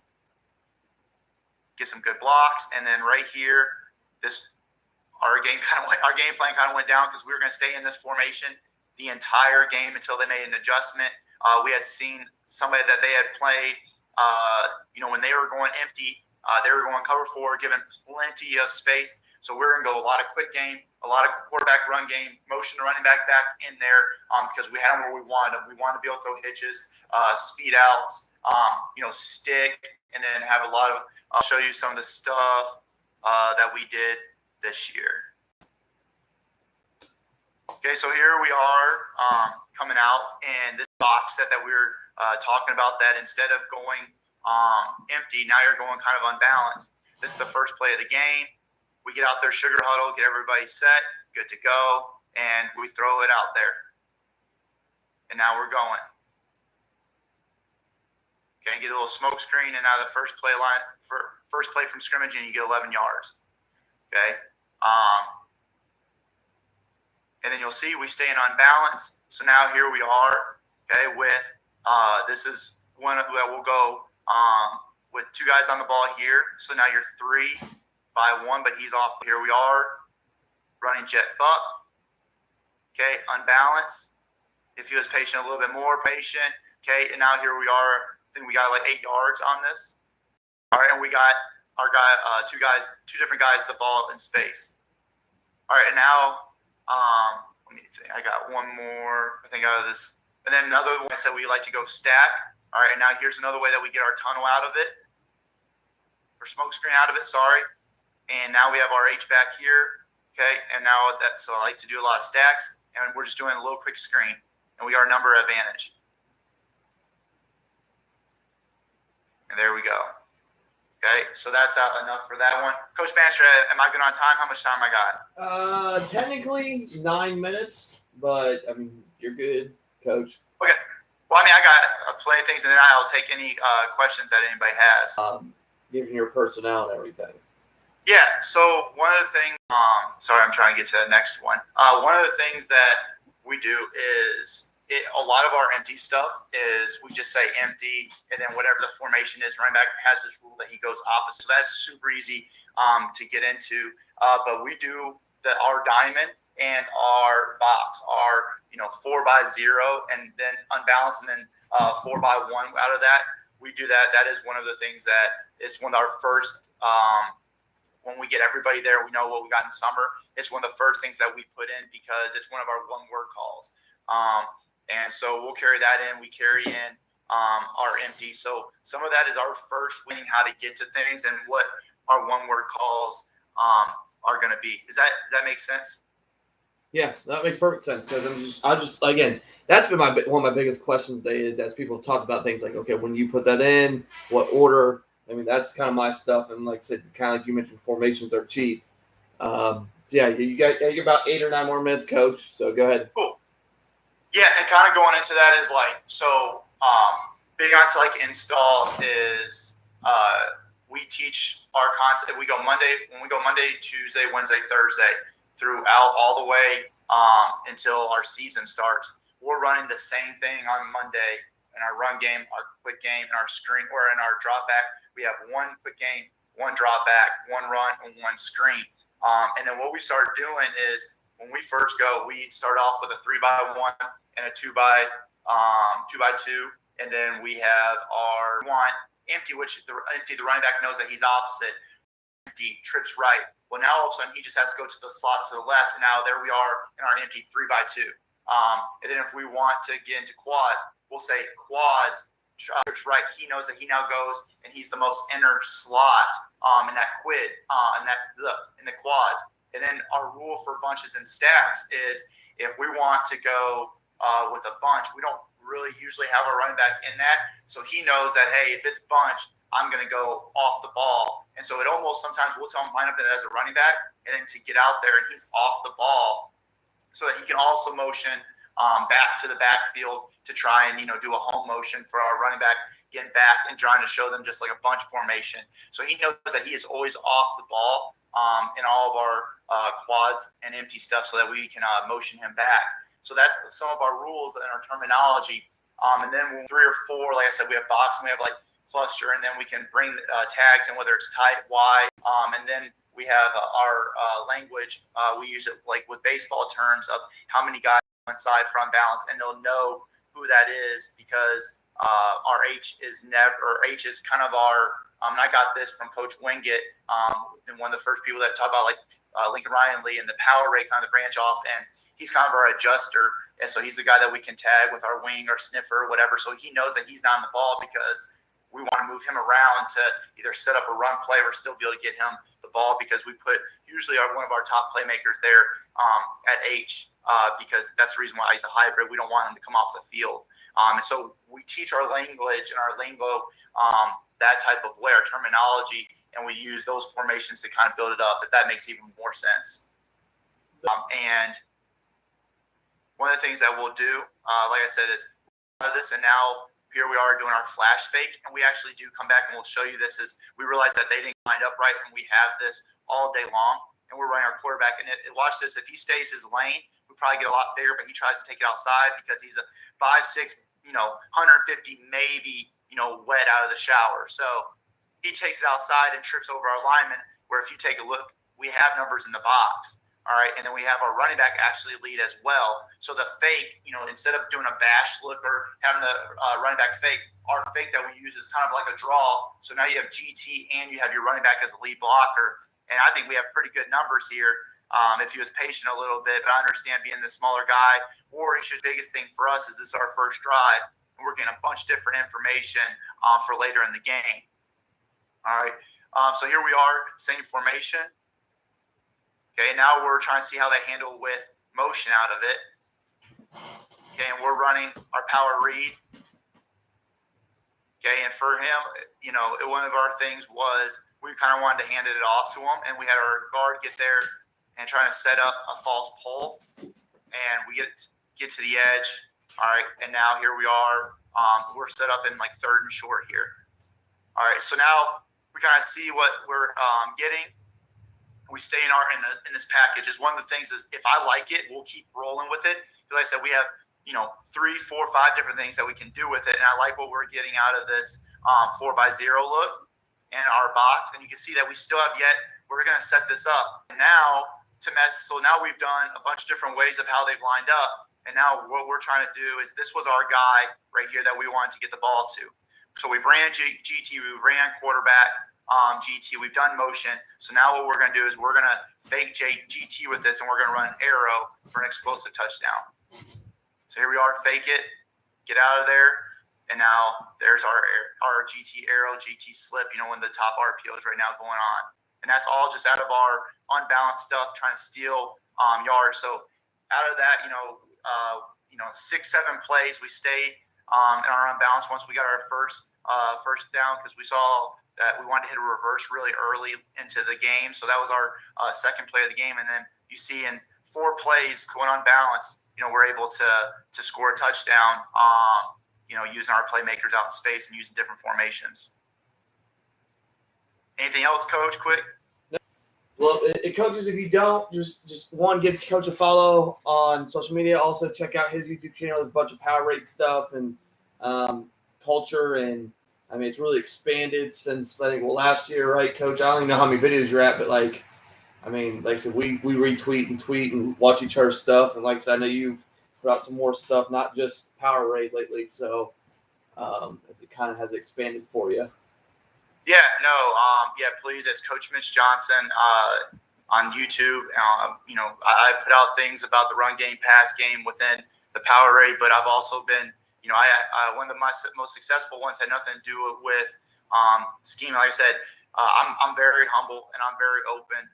We all make mistakes. So this last video I just did was talking about some, 3 things that are mistakes and don't do when it comes to install, because I know a lot of people are getting spring. It's to be a better coach. I think you need to have one of those seasons. It makes you really figure out that it is about Jimmy's and Joe's, and don't put a round peg in a square hole, and it will humble you really quick. And that's one of the things it made us take a look at some of the things that didn't go right, and I try to help as much as I possibly can. We don't make these mistakes, because I just want people to not have to make those same mistakes. Trying to give, I said to the kids every day, I'm trying to give you the answers to the tests, and for you to be successful from my mistakes and my downfalls, which I'm not scared of, admitting, because I know I'm not perfect, and I just want to help out. And like I said, anytime I talk to anybody, I just want to be able to give back and give one piece of nugget of knowledge or something to help somebody, because that means that I did my job of passing along. Like I said, none of this is, revolutionary. None of this is groundbreaking. I've talked to people. No excuse. Yeah. Yes, sir. Yes, sir. I appreciate that. Well, I appreciate you, Coach. We're going to move on to our last speaker of the day. Like I said, this one's not as long as some of the other ones. I wanted to kind of test out like a 4 little speaker thing. Coach Ridgway, I know he's probably listening. He's probably sipping on his Alani right now. And so he can unmute himself and reveal himself when he's ready. Coach is going to talk split back, more than just veer. I've had Coach on before, did a podcast.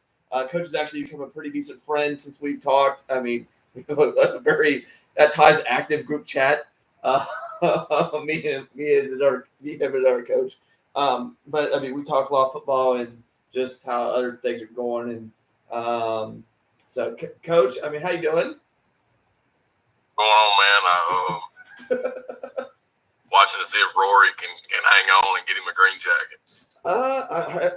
I've not watched too much today, but I saw that the leaderboard's been jumping a little bit. So yeah, I haven't checked in a while to see where he's at. How many holes are left? He's on 7.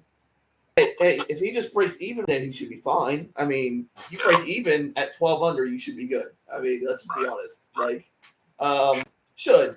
I mean, it's in theory. It's but.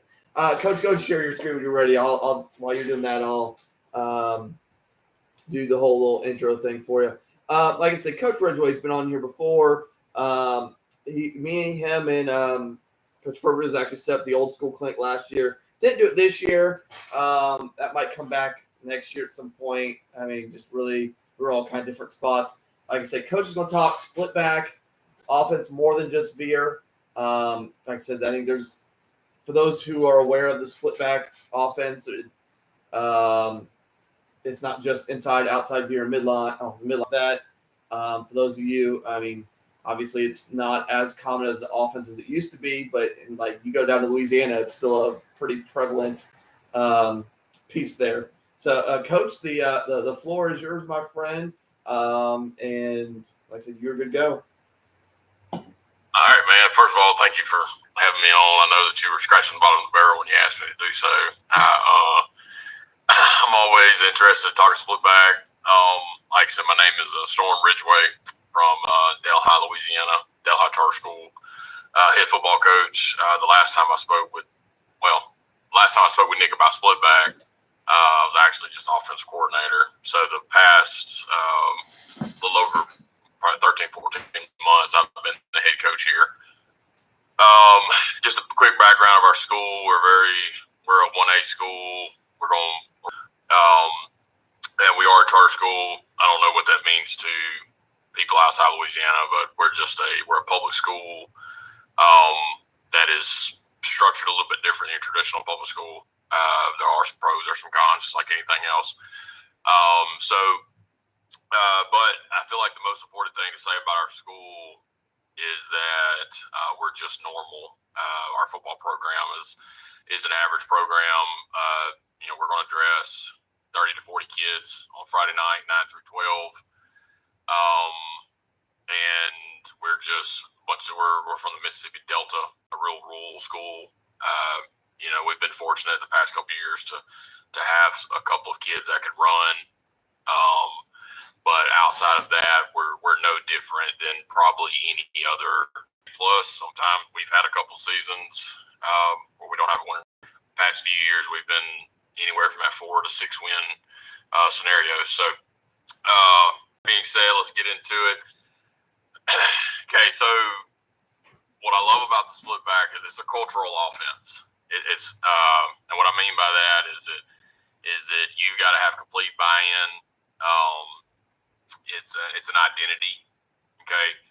I think that whenever you think about certain schools in your area, I would think that the more successful programs, you're going to say this is what they're known for, blah, blah, blah. Well, when you think about Delhi Charter, I hope anyway that our offense, our scheme is our identity.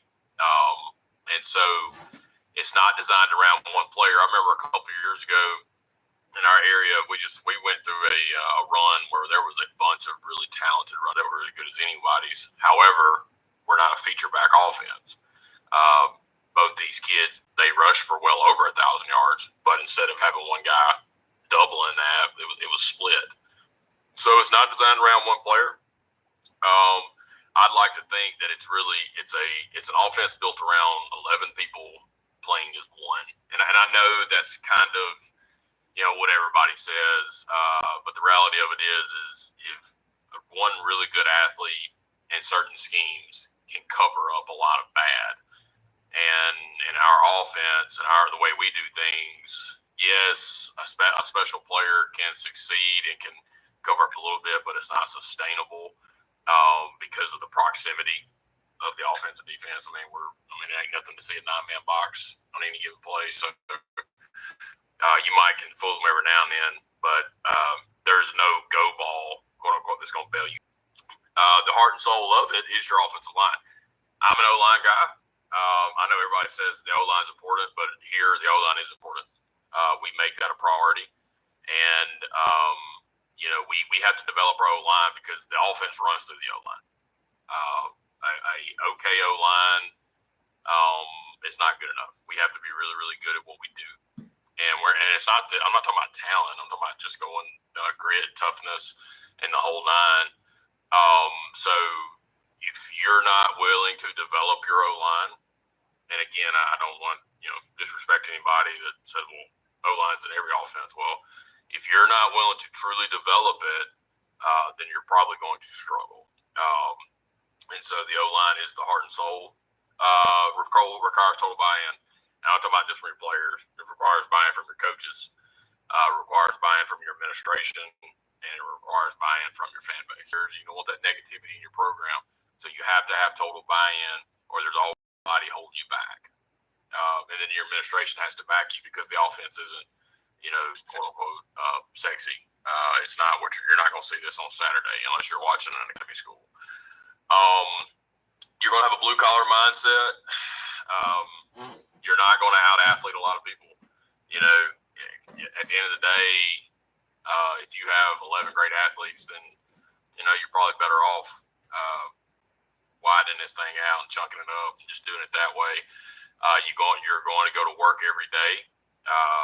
It's not a 7-on-7 practice. It's physical. That's one of the things that we have trouble balancing throughout the year is, when because of injuries and whatnot. But that farms, they're going to go work, pipeline when they graduate. They're going to weld off. They're going to punch that clock, and that's what they are. I'm not saying we don't have the doctor here and there, but for the most part, our kids are what you think of when you think of that old country lifestyle. From a personnel standpoint, I think it's a great offense that fits everybody.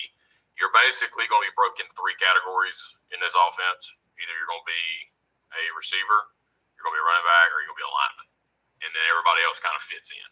I'm not saying you don't have those tweeners, okay, but you can kind of put everybody in one of those categories. I know every now and then we will get a kid that's small and unathletic, but I can't think of any offense he can play in, and so fit into those 3 categories. Now there's some differences. Ball carriers, they could be fullbacks, they could be true tailbacks, or they can just be your normal high school running back, and they'll succeed in this. Same thing with your receivers. What I love about this offense is it rewards grit and toughness. That's something that we're developing in our program. We want our program, our kids, to not necessarily hang their hat on their athleticism. We want them to hang their hat on their toughness. When teams wake up on Saturday mornings, like I tell my kids, I want their kids saying, "Coach, don't schedule them anymore." We talk about residual losses. We want to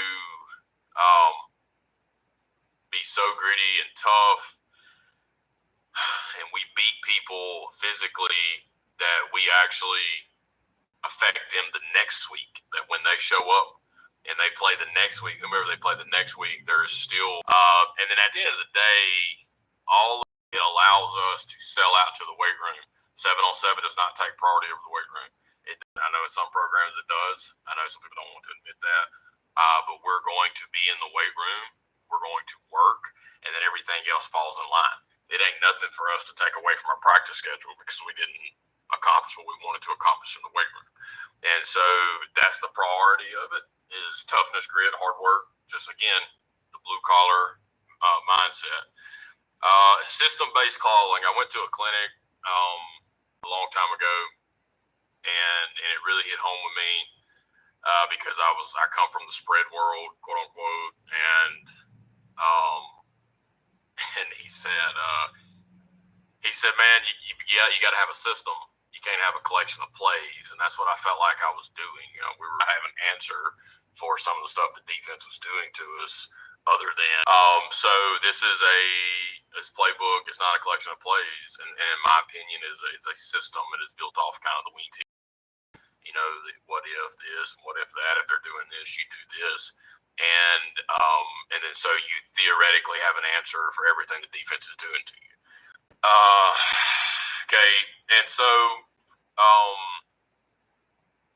what we do. Okay, now everybody's a little bit different. What we do is we major in veer and we minor in gap. Okay, we try to attack all areas of the line of scrimmage, perimeter, A gap, B gap, C gap, so on and so forth.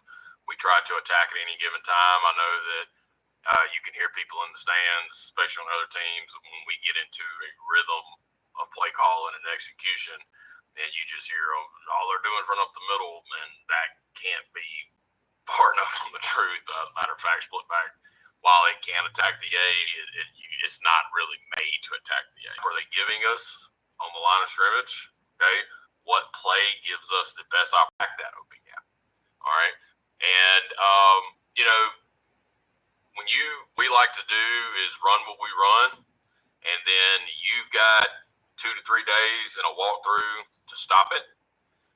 We've been running it for 2 or 3 weeks plus, 2 or 3 years now. And so oftentimes it's the minor that wins us the game that actually gets the job done. If you're applying for a job and everybody's major is the same, what is going to separate you?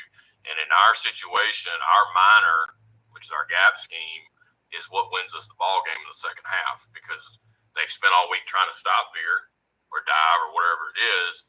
And so theoretically, after you run it in the first half, okay, they're going to start slowing it down. Well, then that's where the if then comes in, and then you feel a lot of times it's our minor, it's our gap scheme, okay? And we just, if you're going to install this offense, okay, are you going to be a team?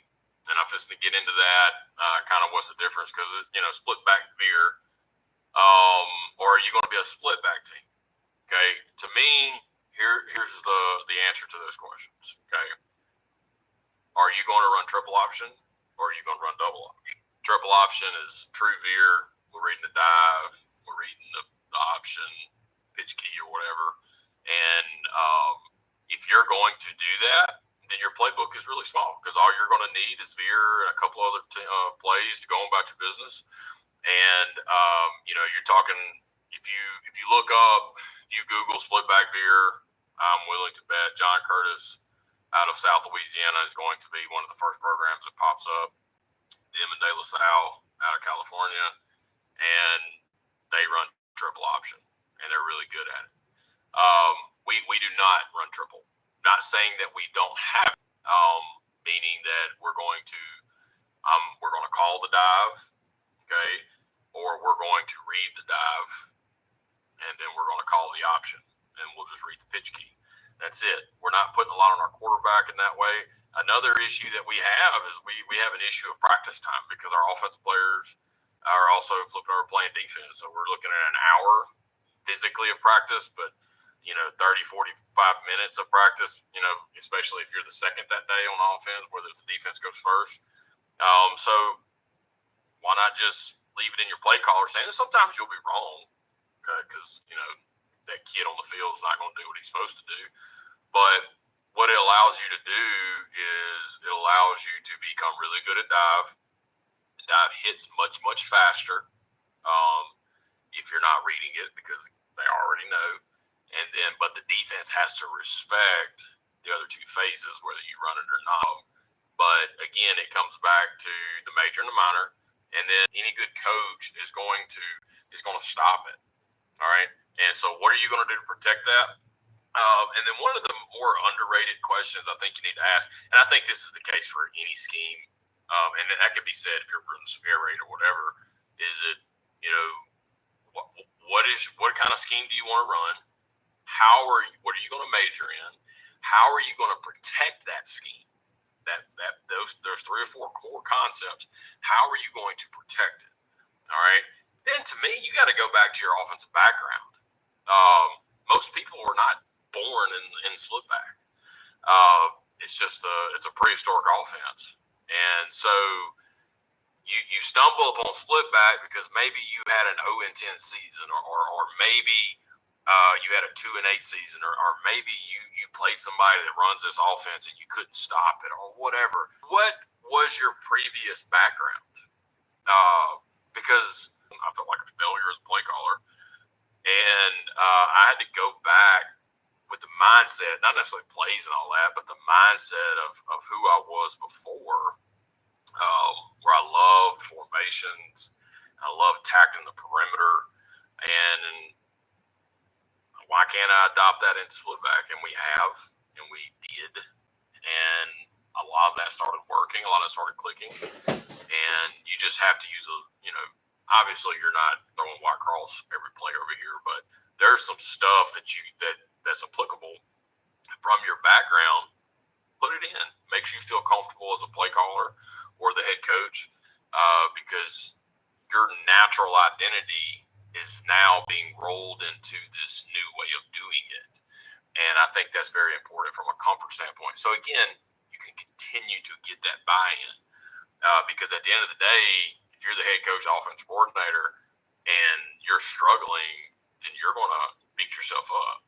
And you have to have that calm hand mentally that says, okay, this is what I'm doing. This is what I believe in.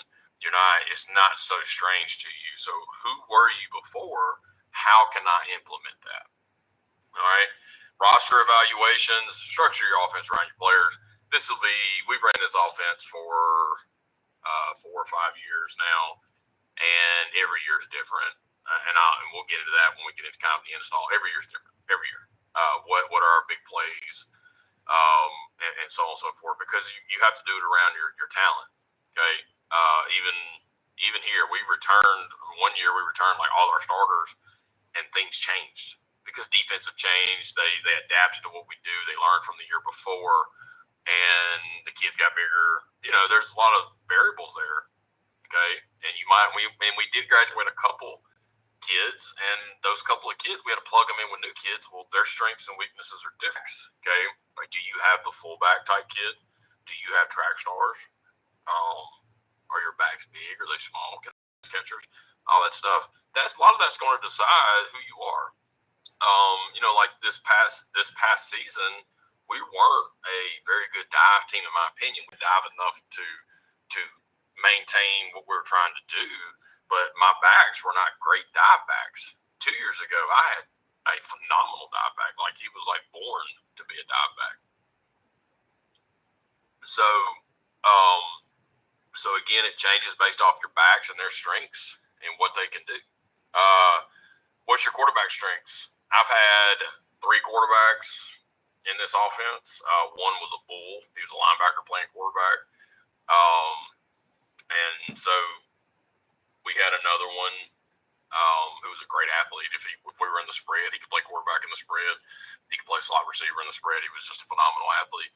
And then my most recent one, he was a blend of the two. He was a downhill runner. Mike Kabika, his junior year, he was more of like a game extremely well. He ran option better than the other two. Okay, and so what are we going to do? We're going to run more option. Okay, he's a downhill runner. All right, let's run. We'll have more Q run plays. Okay, with my athlete, okay, he was dangerous on the perimeter. So how can I get the ball to him on the perimeter? All right, and then like I said, the other one, he was just, we ran quarterback sneak, just let him get down and dirty. So you have, what type of quarterback do you have? Are they a thrower? Are they a runner? What style of runner?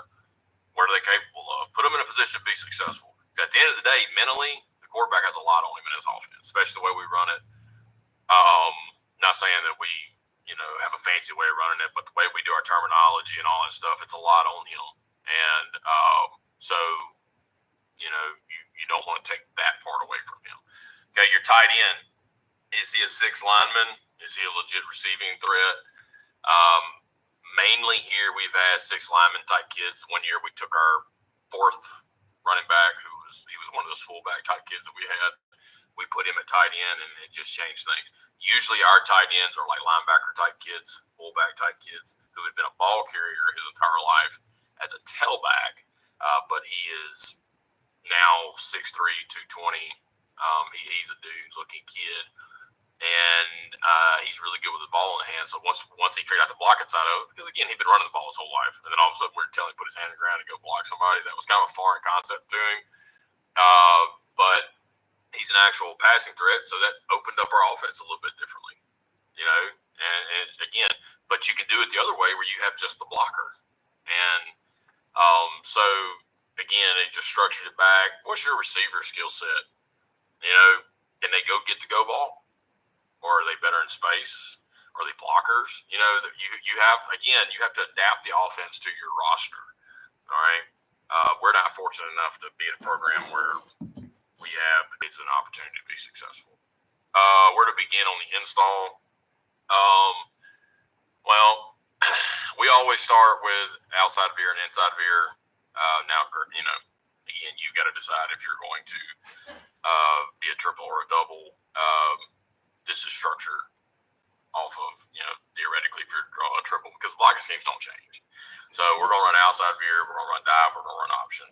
We're going to run inside veer, we're going to run dive, we're going to run option. Okay? This is not in a particular order. This is where your roster evaluation comes in. I know, like, a lot of people want to ask about cutback, which is the John Curtis play. We don't run cutback. We run trap as it's placed, because it's the same concept from the backfield. They're diving and going against the grain. Okay, an hour. All right. I can't have, I need to cull my plays down, and I need to be simple. So if my goal is to create, because this is a full flow offense, for the defensive people out there, it's a full flow. Where the quarterback head turns, where the linemen go, where the backs go, chances are it's where the ball's going. And so what can you do to do that? Well, that's where the cut play comes in. We just use trap to counter that. And it works. Sometimes trap hits for 60, sometimes it hits for 6, sometimes it hits for 1. But it accomplishes the goal. Sweep and toss. The sweep play, I guess you could. It's called buck in our playbook. It's not like the true buck sweep, like the wing tee buck sweep. It's more of like the Lombardi Packer sweep. We're going to hook the defensive end. We're going to pull both guards. We're going to kick and wrap up inside of that lead with the play side back, and we're just going to get to the edge as fast as we can. Same thing with toss. We're getting to the edge as fast as we can. In no year has both of these plays been great together. It's always been one or the other. Either toss is cooking, plays great in the same year. We carry them both and we run them both, but the reality of it is we've just never had both of them be great. You talked about earlier on the spread. We're going to run counter. We're going to run GT, and we're going to figure out different ways we can run it. We run it 4 different ways, and with the backfield action, it's still GT. It's GT, but we run it 4 different ways in the backfield, under center, and then you throw in the gun factor that we do have from time to time. Counter is our consistent. That's always a good play for us, mainly because that's one of the plays I believe in. Because I talked about how can I blend the old what I did versus where I'm at now. We ran counter. G lead, wing T play, good play. As an O-line guy, blocking scheme wise, I don't like it, but it works. To me, it's a play that it can't stand alone, in my opinion. Now I know some people says it can't. I don't think it can stand alone. It's a great complementary play to your veer game, but like I said, we run it. Sometimes it pops, sometimes it don't. But if I need a 5-yard play, chances are I'm going to counter, not G. And again, that just comes back to what I said from the very beginning. And then quarterback sneak. Quarterback sneak is a very underrated play. I know the tush push has gotten very, very popular. The reality of it is we've been running it for a while. It's a great play. It's a quarterback dive, same concept. It's our A-gap play. Whatever reason, you play a team that recognizes, hey, they're not just running up the middle. They'll give you kind of some split fronts, and then you got to be able to take advantage of it. So if they're giving you the A gaps or the zero straight ahead, you've got to take advantage of it. You have to, because we've played teams where their Mike linebacker actually plays a little bit deeper so that he can get to the perimeter. He can get downhill into the C. So if he's deep and they're not running a nose guard, you got to do something. You got to take advantage of it. Because, again, they're taking away dives. They're taking away toss. They're taking away your home run plays. They're taking away your major, okay? Let's beat them with the minor, all right? Your pass concepts, I'm not a pass guru of this offense. We don't throw it a lot. However, and this changes. And this goes back to evaluation. Are you throwing to running back is actually a better passer than a quarterback. So we had to hand him the ball and do some creative things for him to throw it. So I'm not going to sit here and tell you. You take what you believe in conceptually, figure out a way to make it work. You need a play action off dive, all right? You need a play action off counter. You need a play action off a sweep play. You need a play action off a G play, okay? You run those 4 play action passes, and it might just be 2 apiece. It might just be 1. I mean, because you're not going to throw it 20 times, all right? And then at the end of the day, you're throwing it in situations where you kind of have to. So the defense must be running a heavy box. You'll slip those guys out. They'll get forgotten. It's just a matter of pitch and catch at that point. And can the O-line hold up? So that's another deal is we don't have a lot of time to work pass pro. So we run block even on pass plays. We just know not to run downfield. And so we're creating that. And you're just trying to fool them and get the ball out and get a little 10-yard play. Sometimes it works. Sometimes it don't. Sometimes it turns into a 70-yard pass. Sometimes it's a 7-yard pick. It's just a chance you take because you're getting outside of who you are. You need quick plays through the perimeter because a lot of times corners will play you corners. And we're going to throw bubble screens. I'll say bubble screen. We're going to throw bubble route. We're not pulling linemen out there. We're going to flip it out there. Okay, let him go one-on-one in a 2-on-2 situation. We're going to throw the now route. Sometimes you go there, we'll check it and see how they're covered. They're not going to press you because if they press you, it is too easy as a play caller to take those DBs out of the game and turn this into a 9-on-9 situation. Okay, so they're going to give you cushion. Just flip the ball over there. Okay, 2-man quick game. when you do drop back, 1, 2, 3 throw, okay, flood, smash, hook to curl, anything quick that you've done previously is applicable here. It's just, where you're under center. All right. But outside of that, it's very applicable. You sprint out run game. If you have to throw a little more medium downfield, I strongly suggest sprinting out. And it's easy. And then you just slide protect your line or whatever you believe in, whether it's gap hands or stretch, whatever it is you believe in, that you don't overcomplicate your passing game. Don't do that because you'll drive yourself crazy. Formations, man, the possibilities are endless. It's amazing how much you can move your offensive line around and nobody knows it.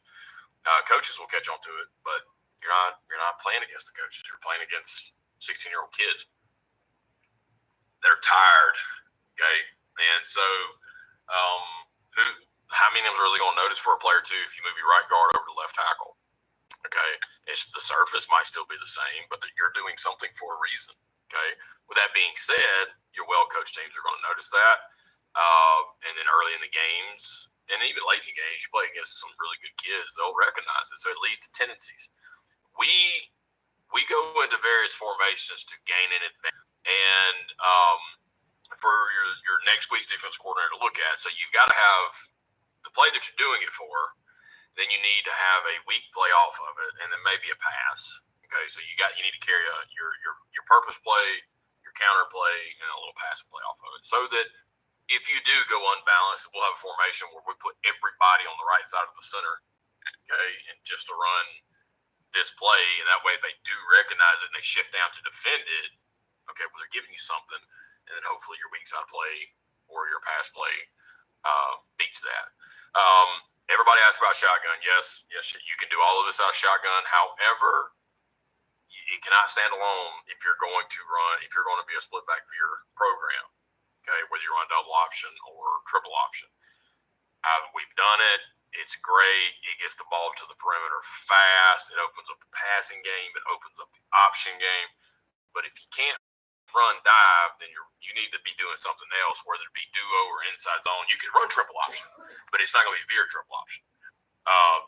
But it's a nice little curveball. It's a nice mix up, especially if you send him to the line, allows him to back up, have a little bit of room, and he can have some success. But if you're going to major and split gun, then I don't think you should be running veer. You need to be running duo or inside zone or outside, the Rich Rodriguez stuff from West Virginia, that kind of stuff. Not knocking it, but again, it's not split back veer, in my opinion. I know there's some people out there that are doing it and having success with it, but it's not outside veer when I watch the film. All right. Here's your keys to success. Okay. You got to have total and complete buy-in. I'm going to go back to that. You have to. As a coach, you got to marry the scheme. If you've got anybody on your staff that doesn't believe in it, I'm not telling you to fire them, but they don't need to be involved. You have to have patience with play calling. First half's going to be slow. Because that first drive, if that team is any good, you're going to get their best shot. They're going to stop what you do or what you've been doing up to that point. So you have to have patience. You can't panic. Given time, the offense is explosive. It really is. Like you run dive 3 or 4 yards, 3 or 4 yards, 3 or 4 yards, and all of a sudden that linebacker gets a little bit antsy because he's tired of giving up 4 yards. He makes a false step, boom, it's 40. Safety gets aggressive, comes downhill, boom, it's 70. You got to be patient. Okay. With that being said, sometimes you play against a team, which happens to us, more times than not, that are just they're so much more talented than you that you're not going to get the 50, 60 yard plays. You're going to get the 3 and 4 and the 5s, and it's going to be a grind, and it's going to be a 15 play drive. I know some people get impatient. They try to force things. You just got to roll with it. Stay patient with your play calling. Game plan for opponents' players, not their scheme. I tried doing this early. Defensive coordinators lose their mind whenever they play teams like us. They could be an even team, and all of a sudden they come out odd. They could be a stacked team, and all of a sudden they're 4-2-5. Similar, whether it be I split back flex bone, something of similar characteristics. You can't go off the film. You game plan for their players. Okay, what do their defensive ends do? What do their defensive tackles do? What do their linebackers do? what do their DBs do? Because those 11 are going to be on the field. You can't predict where they're going to be lined up. Okay, so that first couple drives, my advice is that's your game plan. Is those first couple drives. You need to run every play that you think you want to run, and you run it right then and there. Whether it works or not, you need to run it. You need to get on the sideline. You need to talk to your kids, get on film, wherever you have access to throughout the game. That is your game plan. Okay, is as though that will tell you everything. I know I've been around defensive coaches when they defend fear. They have plan 1, plan 2, plan 3, and then they're going to do one or two things, and you need to figure out what they're doing and then exploit it. And I mean that's key. Okay, the play caller and the O-line coach have to be on the same page. For a while, I was that person. I was calling the plays and coaching the O-line. When I became the head coach, I had to kind of back off the O-line. That was a little too zoned in. But in the meantime of it, and it goes back to the point 5, is that those first few years when I was just the OC, I had a young coach. I mean, his first year coaching at the time, and he would play O-line, and he wanted to be an O-line coach, and so I kind of had an assistant O-line coach, I guess you could say, and I really worked and developed him. And he's become a really good O-line coach now. And so this year when I took over as head coach, I gave him the O-line. And I mean, don't get me wrong, I still go down there and whatever, but he's the O-line coach, and you have to think alike and all that stuff. And because ultimately they're the ones making the adjustments. And so if you're the play caller and you're not your O-line coach, you two have to be on the same page. All right, you need to be able to communicate with each other because if your O-line coach is telling you to run these plays, speaking the same language, that's another thing. You need to be able to speak the same language. If this is going to be your first year running it, to cut out on some things. But again, your play caller and O-line have to be on the same page. All right. So that's the end of the slideshow, Nick. I need to go back to the. You're doing good, my man. You're killing it. Like I said, you are. How we doing on time? Oh, you got as much or as little time as you want. That's okay. Not thinking about being the last speaker, Coach. I mean, let's see what I tell everybody. You put me last because we did that. And that's another thing. If you want to get more into the nitty gritty of the scheme, me and Nick did a video. How long has that been, Nick? Been over a year. Oh, God, over a year. But I mean, we went like what, almost 2 hours. Man, we got down to the grassroots of it, son. And that's X-Name, what, an hour and a half we talked off camera too? Yeah. My wife was like, where are you at? Are you lost? I need to call somebody. And if you want more of the blocking schemes and the what, because you've got to, like, you have to run that. Like, you have to run that 75% of the time. You have in practice. Like, that's just who you are. But we're a double option. So we have to have other plays. We have time to rep other plays. That's another thing, is that we can run dive, and then usually by the time we get to week 1, as long as we haven't had any major injuries or anything, by the time we get to week 1, we don't have to run dive anymore in practice. We run it 2 or 3 times in practice, right and left, and then we're off to the other thing. So at the beginning of the season, we're running a lot of dive. And then whatever I think is our accessory play, which is going to be one of those outside run plays, and it's going to be one of the off-tackle run plays.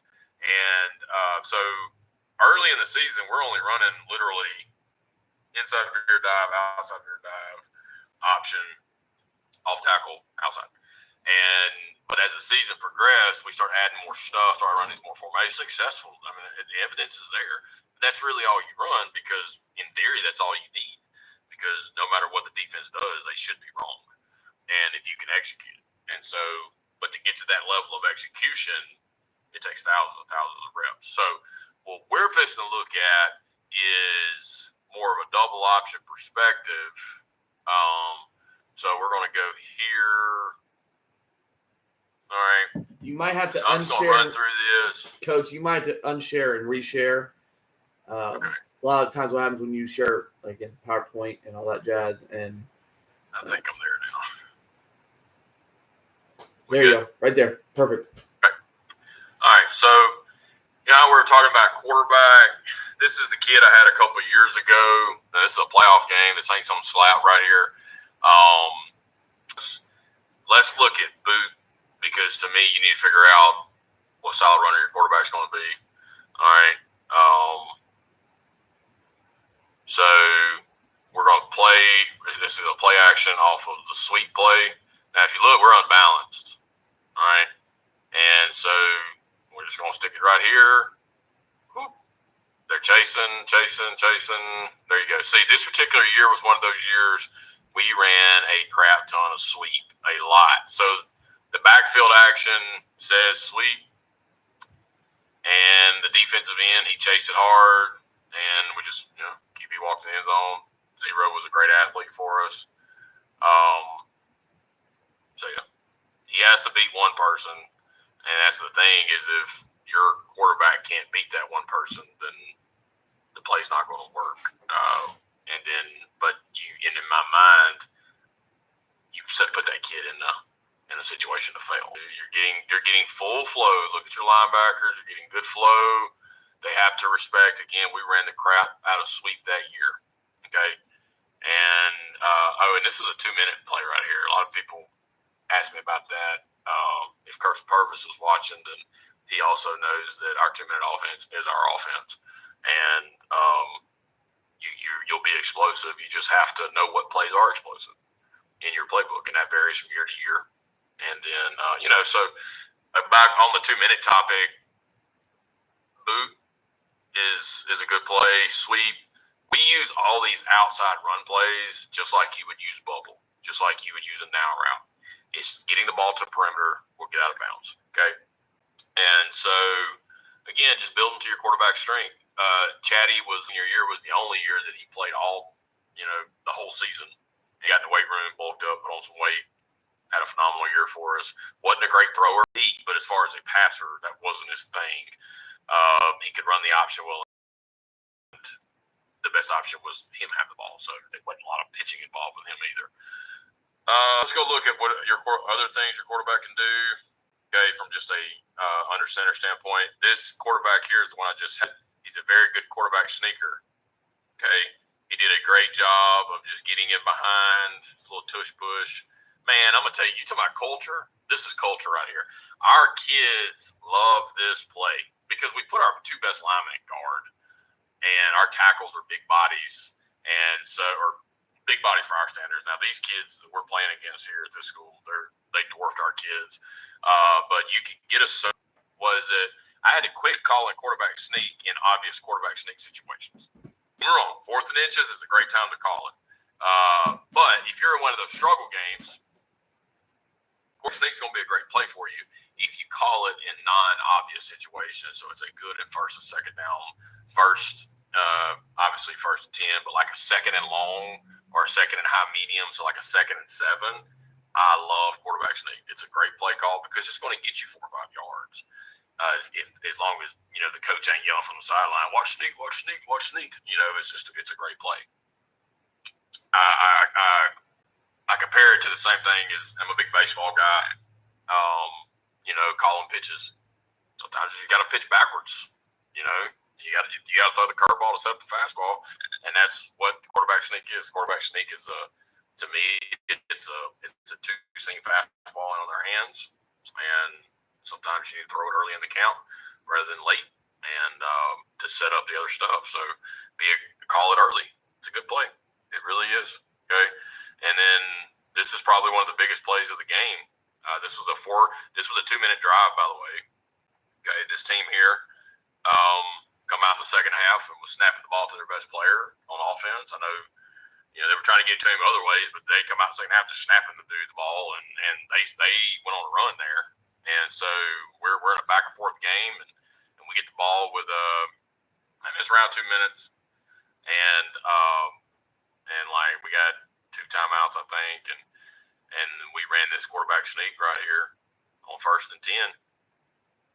When everybody thought we were probably going to toss it to 8 or 10, or throw it to 1 or throw it to 7. No, 1st and 10, quarterback sneak.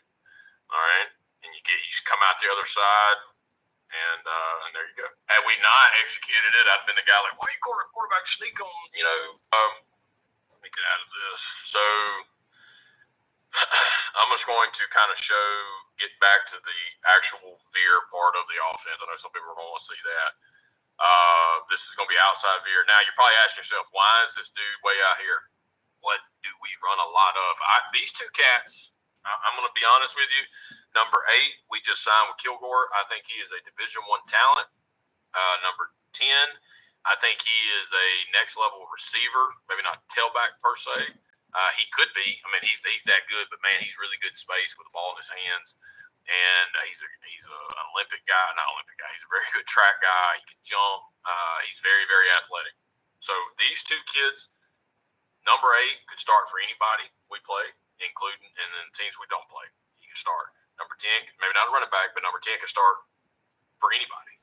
Okay, but everybody else are just normal Joes. Nothing special. So what teams were doing is, if you look, this kid's widened out. We go back to really basic stuff. Outside veer, we pinned them down. Good down block by the tight end. Caught the linebacker, boom, boom, and we're going. Like I said, easy. And here's the deal, guys. If a team cannot stop dive, then that's all you're going to run. It's that simple. I used to say I'm a run dive until I'm tired of watching you run dive. Then we'll practice something else. Okay? Here, basic inside dive, see the defensive end. I seriously doubt this defensive end was coached to do this. Seriously doubt it. But he's a 16, 17-year-old kid. Okay? That gets called up with their eyes in the backfield. He stands there. How is he supposed to tackle a running back coming downhill? And number 8, he's a good running back. But he runs upfield, takes a step, and we got it. Takes advantage of undisciplined play. It's hard to stop. And here's another deal. We're a 4-down team. Okay? Once we cross that 40, we're 4 down. So come get some. Try to stop us for 3 yards, because it's hard. It's hard to stop somebody. Even the state championship teams that we played, it's hard to stop for 3 yards. All right. Inside veer dive right here, pin, gone. This kid is a great dive back. Just a good normal high school kid. He's 5'8", 165 pounds, runs a 4.8 40. Okay. Just a normal. I bet you every school in the country has multiples of him. All right. But he was a great dive back, man. He really was. He was special. Special. Okay. This is unbalanced. So we created the extra gap. So what we did now, linebackers coach at a big school in Georgia, phenomenal defensive mind, and the C, I'm just going balanced. All right. Create the gap. Boom. Okay. Number 2. 5'9", 160 pounds, 4.7 40. Okay. These two kids are just normal kids that should be at every high school, I would think. Okay. And did a very good job there. All right. This is G. We don't run a lot of G mainly because I personally don't love it. Down kick. And the reason I don't love it is because our running backs aren't great blockers. I mean, it's just, that's a roster evaluation deal. These two kids can run. Okay. And I'm not saying they won't block, but they're just not good. Like, they're not great at it. Oh, so why am I asking them to do something they're not great at? Basketball play there and sprung the play. Okay. But I'm not going to ask, I want my linemen to block and my running backs to run. And I know that sounds simple, but to me, I think some people overcomplicate football. All right. Option. Love it. Okay. This is called. Okay.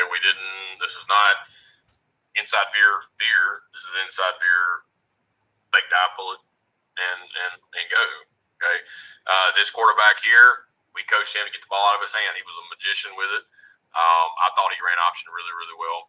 Some coaches, man, I think he was a legit option threat, but in my mind, he was very successful with it. We'd play action at dive. Everybody folds in, run the pitch. We told him he has, from the time he field to pitch the ball, and our running backs know it. So they're always in yards. Okay.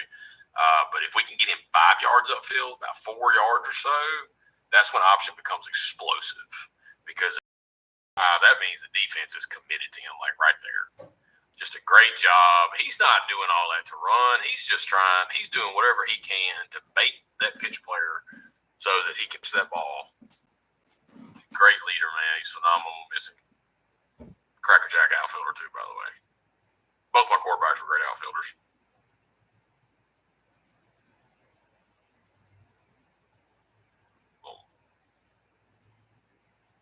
Good blocking right here. See, again, culture. Number 4, he could play split back. Matter of fact, he used to be one of our JV backs.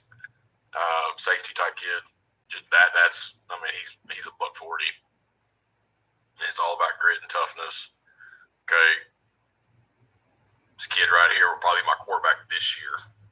All right.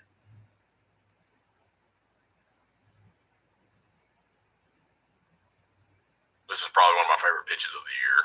See, he doesn't want to run the ball. It's like he wants to run the ball, but that's not his game, and he knows it. Okay. Let's just run out of bounds right here. But yeah, so then he got past him because he didn't pitch him the ball, and he was kind of, what's going on? There you go. This is their best defensive player right here. He's called the wash. We've pretty much taken him out of the game with this play. So let's go. I think he keeps it here. So that was the thing. If you played it right and left him open, he could hurt you. Now, he wasn't going to just light you up, but he was going to hurt you. He's going to run the ball well enough where you have to account for him. Love him. Now, this one here, he could run the option. Okay. I mean, he was much more of a shifty runner. Great job here. This team here will end up being state semifinalists. And to me, option works better against better coach team play. And then sometimes you play teams crazy to do things unorthodox, and so stay with dive. Don't do anything to put you in a position to turn, because it's just like you need to stay with it, and if you just press, it'll eventually pop. You're kind of hunting the explosive play when you play teams that are poorly coached but greatly athletic. Greatly coached teams like this team right here, man. That defensive end, he took dives like he was coached to do all week. Come out the other side. I don't know who he had on pitch, but he wasn't there. All right, we're good to go. Okay. Here we go. Boom. Get the ball to the perimeter. This was number 8 sophomore year.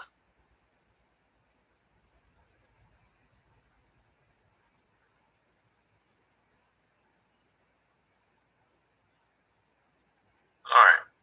So let me go to our meat and potatoes. All right. Who we are, that's not beer. We are a counter team. And that's who I am as a coach. I don't care what offense we're running, we're going to run counter. And so the running back's like cross. It's a GT up front. My wrapper didn't even get there, but that's the beauty of a tight end.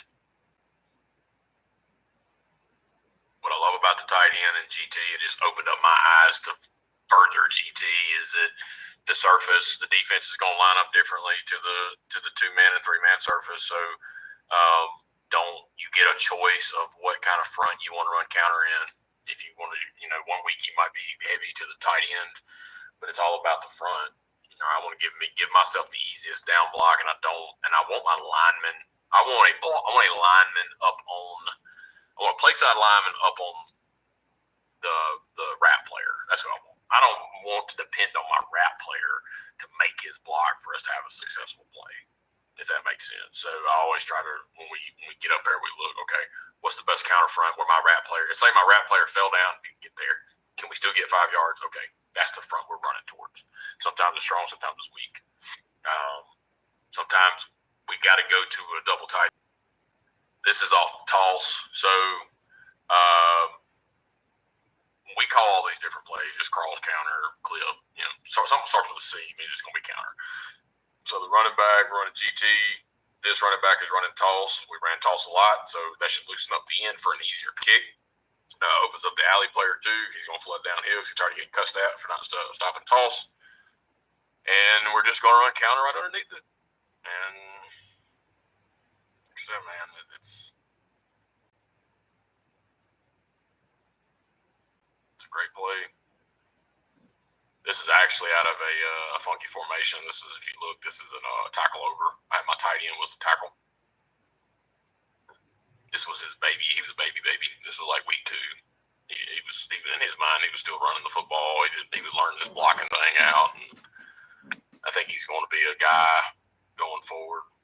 At this point, he's just a pup. He's a pretty good pup to have. This is cross again. This is more realistic. This is a very good team we're playing. Very athletic. Big rivalry game right here. And, running like he lost, but my running backs know that. They use them right players as shields. And they just kind of get in behind them and do what they do.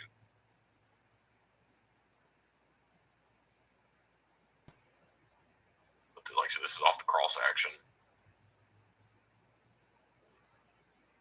Like I said, this block right here is just good stuff. Okay. This was like week 7. So you can see his progression. Again, coach your freaking players, develop your players. Quarterback counter. Man, I run this play out of spread a lot. And it's one that I didn't run it much the first year because I didn't know how to run it. I was watching a Dan Casey video, actually, of Navy or Army, one of them. And he ran Q counter under center. And I installed it the very next day, and it's been a very good play for us. I think some people overcomplicate this play. They've asked me, how do you coach it? I don't coach it. I tell my backs to run sweep. I tell my quarterback, take a step back or 2, let the lineman clear, and he goes. See, this kid, this was my last year's quarterback. It was very downhill, so he couldn't go to left and then run right. So he just kind of settled in back to the line because they were cueing head turn rather than the backfield, or they were keying head turn, quarterback head turn, very heavy. So we just made him turn his head, and then he rolled right back into it. It's a simple adjustment. I don't overcoach this. Again, they can run the ball. I can't. I just call the plays, and we just make sure it's blocked, and we build off of it. This play doesn't work unless you're running sweep. I mean, it's a fourth quarter play. Is what it is. You have ran your other plays so much, they have keyed you so much, and then you reach that toolbox and you pull out one more play that they haven't really seen yet, that they might have seen on film, but you only ran it 3 or 4 times, so they're not going to practice it heavy. It's not a point of emphasis that week. So again, the minor is what does it. The minor of the minor. We're talking about cross again. I got 0 running it up there. See, he could run it a little bit different. See, he was more of he could attack and bounce. So he could run counter very, very well. But he was just more athletic at the end of the day, and he could be more explosive. But here's the deal with him. When he would run it, it was either going to be 10, 20, 30 or stop to the line of scrimmage, maybe even a loss, because that was just the nature of him. So again, it comes back to play calling. I didn't run this play with him until I felt like we were in a position on the field where we could afford a loss, and it was worth the gamble of the big play.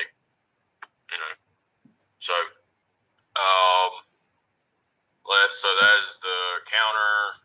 Okay, let's look at. I've already showed the sneak. It's an easy block for the tight end. He just takes him where the defensive end goes. If he runs outfield, if he runs out, push him. If he runs up, kick him. If he goes down, pin him. Like it's not rocket science. Don't overcoach it, because at the end of the day, your running backs are going to be right, are going to make your linemen right. So don't force them to do something that's difficult on them. All right. Your cutback play, we don't run cut, we run trap. So you see how it's full flow, where everything is going this way. He actually should have gone a little bit more vertical and then cut across, but again, I'm not overcoaching running backs.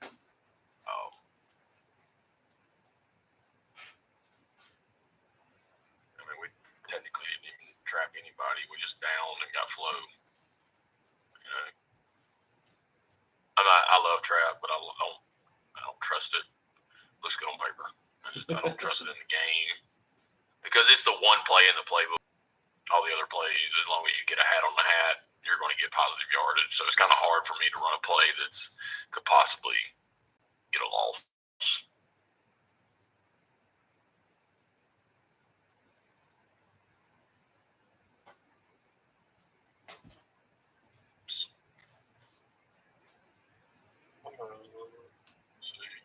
And then toss. This was a high percentage play for us last year, just because of my running backs. I mean, they were really good at getting the ball in space, letting them just kind of do it. To me, it's hard. This play is like almost undefeated on the inside the 5. You have to get the defense has to get it creates a run through. Don't get me wrong, but they have to anticipate the run through. They almost have to know the play's coming, and so you just get a hat on a hat. Get a wall of your colored jersey versus their colored jersey and let your running back do their thing.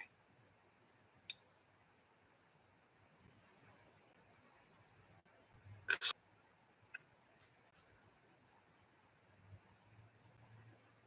weak side toss. It's strong side heavy now. I'm just going to tell you, you got some tendencies, but when you have heavy tendencies, then you have an advantage if you're aware of your tendencies. Self-scouting is very important.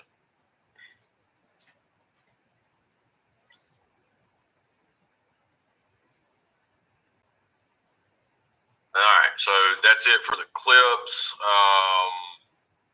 Nick, are there any questions? No, I think we're good, Coach. Like I said, here, let me wrap this up, and then we'll stay on for a second, okay?